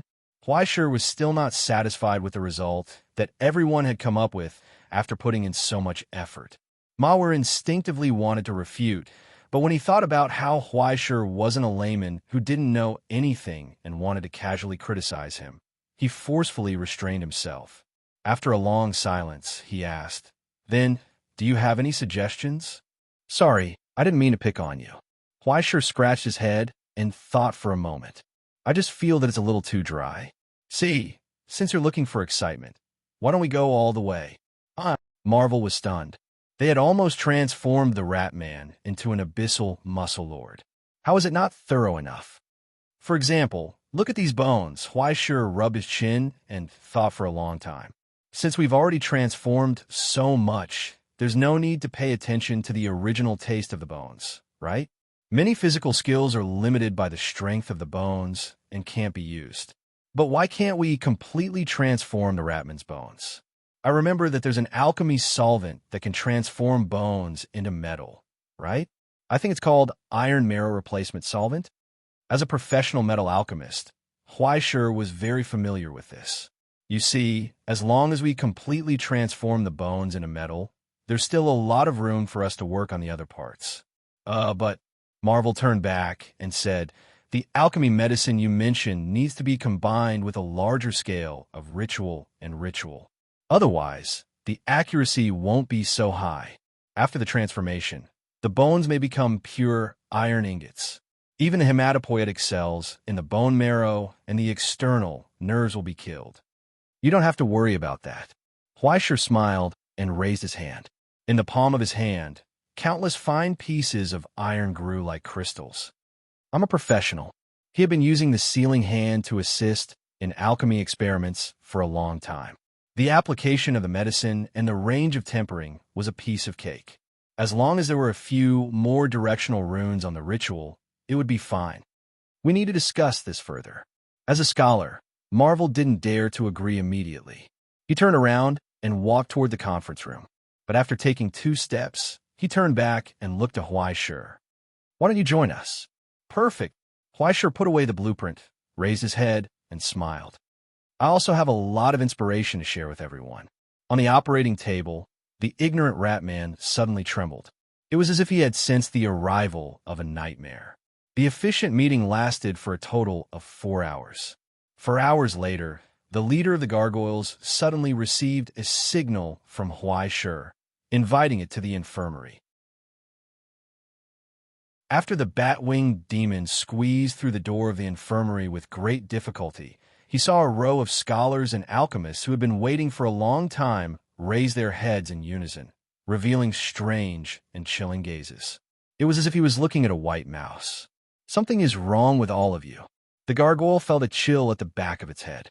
Before it had time to raise its guard, it saw Huaishur, who was wearing a white coat, standing at the front with a smile on his face. He raised his head and asked, "You're here? Are you interested in taking a CT scan?" "Yes, yes, of course I am." The gargoyle nodded frantically, afraid that it would be dissected by this group of people in front of it if it hesitated. By the time it left the infirmary, trembling in fear, an hour had already passed. During this process, it cooperated with all of the strange examinations, including but not limited to CT scans of various parts, color ultrasounds, and even deeper origin substance samples. Occasionally, the gazes of the scholars were even more frightening than when they were dissecting a living being. The pressure on its mind was at its peak. When it was finally told that it could leave, it still couldn't believe it. After repeatedly confirming that they wouldn't be subjected to any strange experiments or dissecting, it ran away faster than rabbit. The ivory tower had too many tricks up its sleeves. If it weren't for the restrictions of the contract, it would have just run away. After it left, the scholars in the infirmary exchanged their opinions.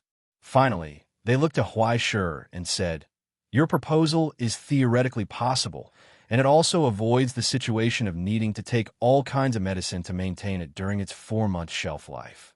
If it is maintained well, it can even be used for more than 10 years. But without testing it, we still have no way of confirming whether or not this method is feasible. Then let's give it a try. True knowledge comes from practice." As he spoke, Huaishur looked over the medical records of the seriously injured in his hands. He picked out the lucky person who was about to become the new Era Ratman. Which lucky group member would it be? It really made him look forward to it. Tempered bones, 3 layers of subbrains, neural structure optimization, organ transplantation, immune system and circulatory system modification, and finally, all kinds of artificial devices implanted, as well as all kinds of alchemy equipment used continuously throughout the entire process.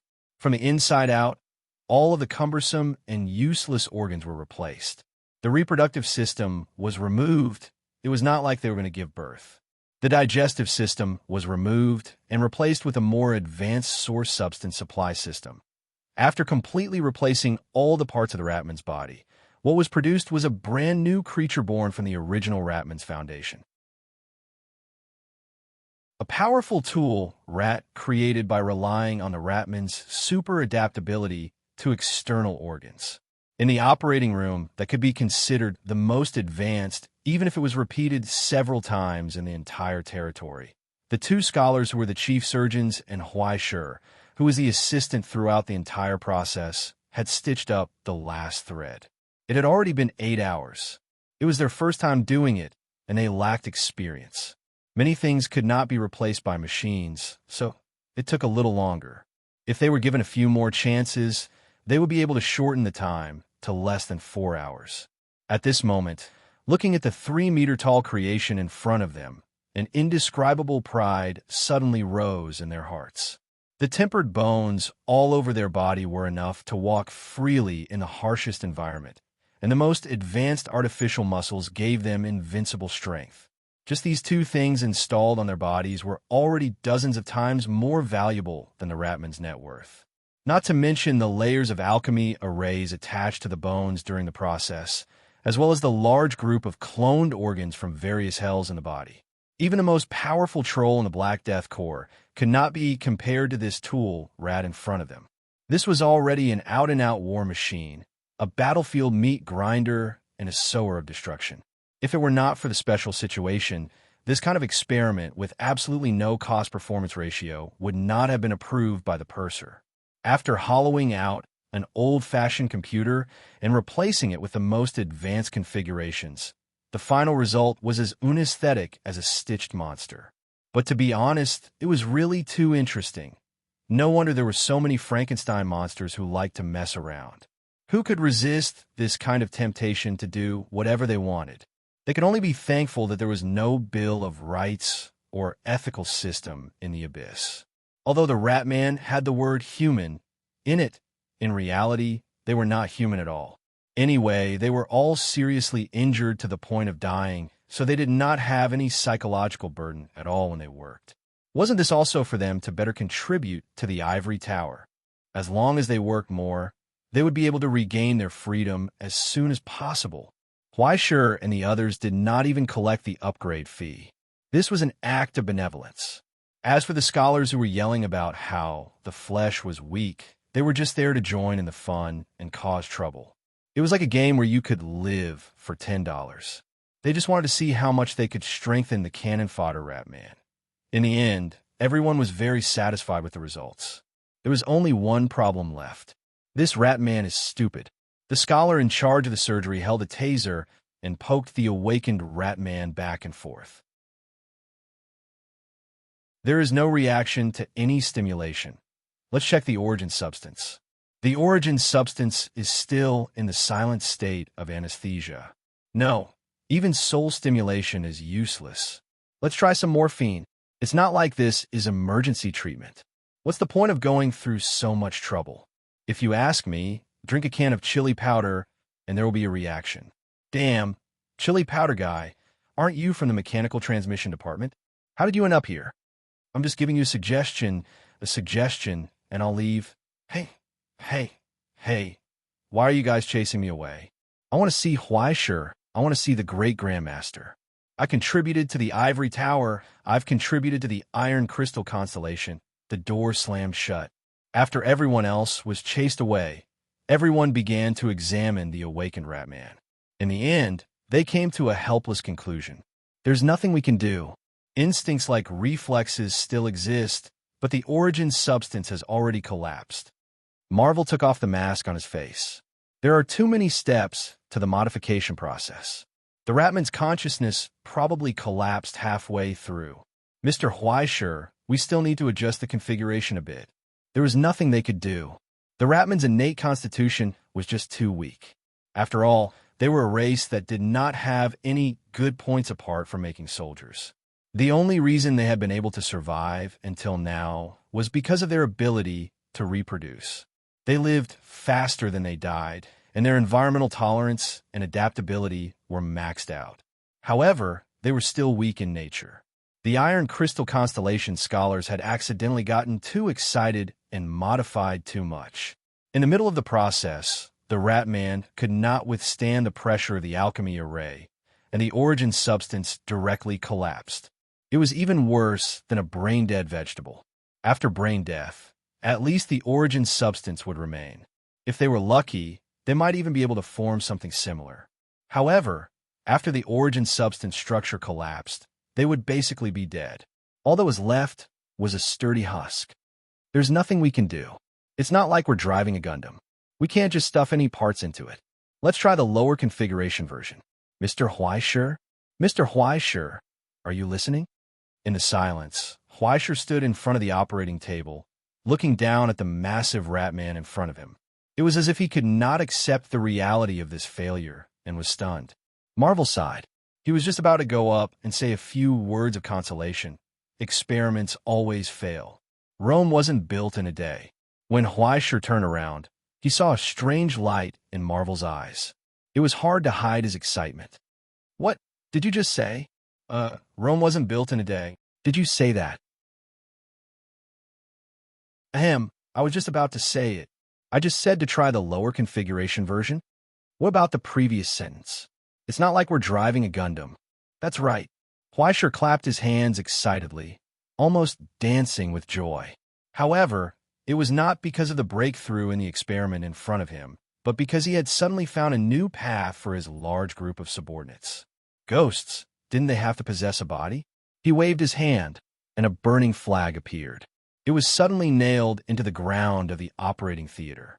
Then, the crow with the candle emerged from the burial ground and landed on Huaishur's shoulder. Ga! It cried out and tilted its head to look at Huaishur. It did not know what was going on. Huaishur raised his hand and pointed at the experimental subject in front of him. After the crow with the candle cried out, the flame on the candlestick at the corner of its mouth suddenly jumped and expanded, covering the entire crow. Then, as the flame was extinguished, the crow with the candle turned into a wisp of gray mist. Under Huaishur's command, it floated down to the empty body below. It sank into it. At that moment, the burly giant rat's eyelids trembled. New ripples suddenly appeared on the originally straight line of origin form reflection. It opened its eyes with difficulty, but it had reached its limit. The body was too large and heavy. It was difficult for a single crow with the candle to carry such a huge burden. Then, at a few more, Huaishur waved his hand, and several ghosts jumped out. Their origin form with the dream attribute was activated, and their entire silhouettes became translucent. They formed a mist and rushed into it. 1, 2, 3, until 6 ordinary crow were added.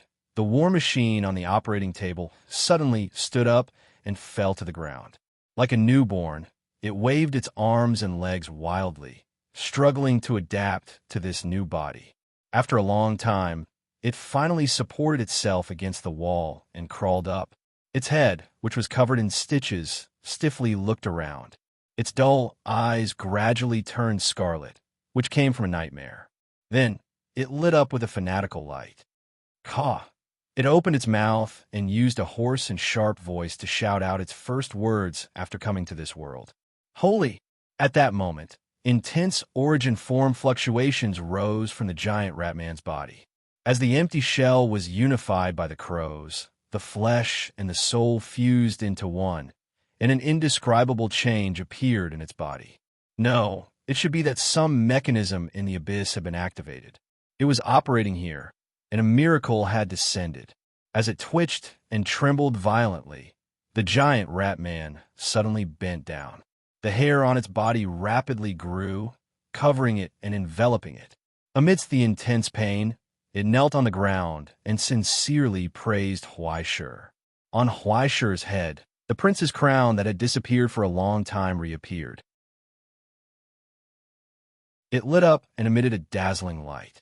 In the distance, the mighty voice of paradise sounded. Under the illumination of the light, the emblem of paradise faintly appeared on the ratman's head. On that huge body, countless long hair interweaved together. In the end, it formed a thick and clumsy puppet suit. It was similar to the one he had seen on a kitten. However, it looked completely different from a kitten. Instead, it was black and white, and it was wearing red suspenders. Its hands and feet were long, and there were 2 huge round ears on its head. There were no traces of man-made features. It was as if it was born like this. And that head looked quite similar to the 3 circles Huaishur had drawn when he summoned the legal department. As if they had sensed something, the spirits of the legal department, who had been sleeping in the shadow of Huaishur, suddenly appeared here. They were aggressive and had gloomy expressions on their faces, as if they were here to collect a debt. However, when they saw Huaishur and the mutated rat man, they revealed an unprecedented sluggish expression. It was unbelievable. After a long time, they raised a sign and held it upside down. That you're tuning in to the Warrior Lore YouTube channel. Don't forget to subscribe and join us on this journey to catch the most captivating stories.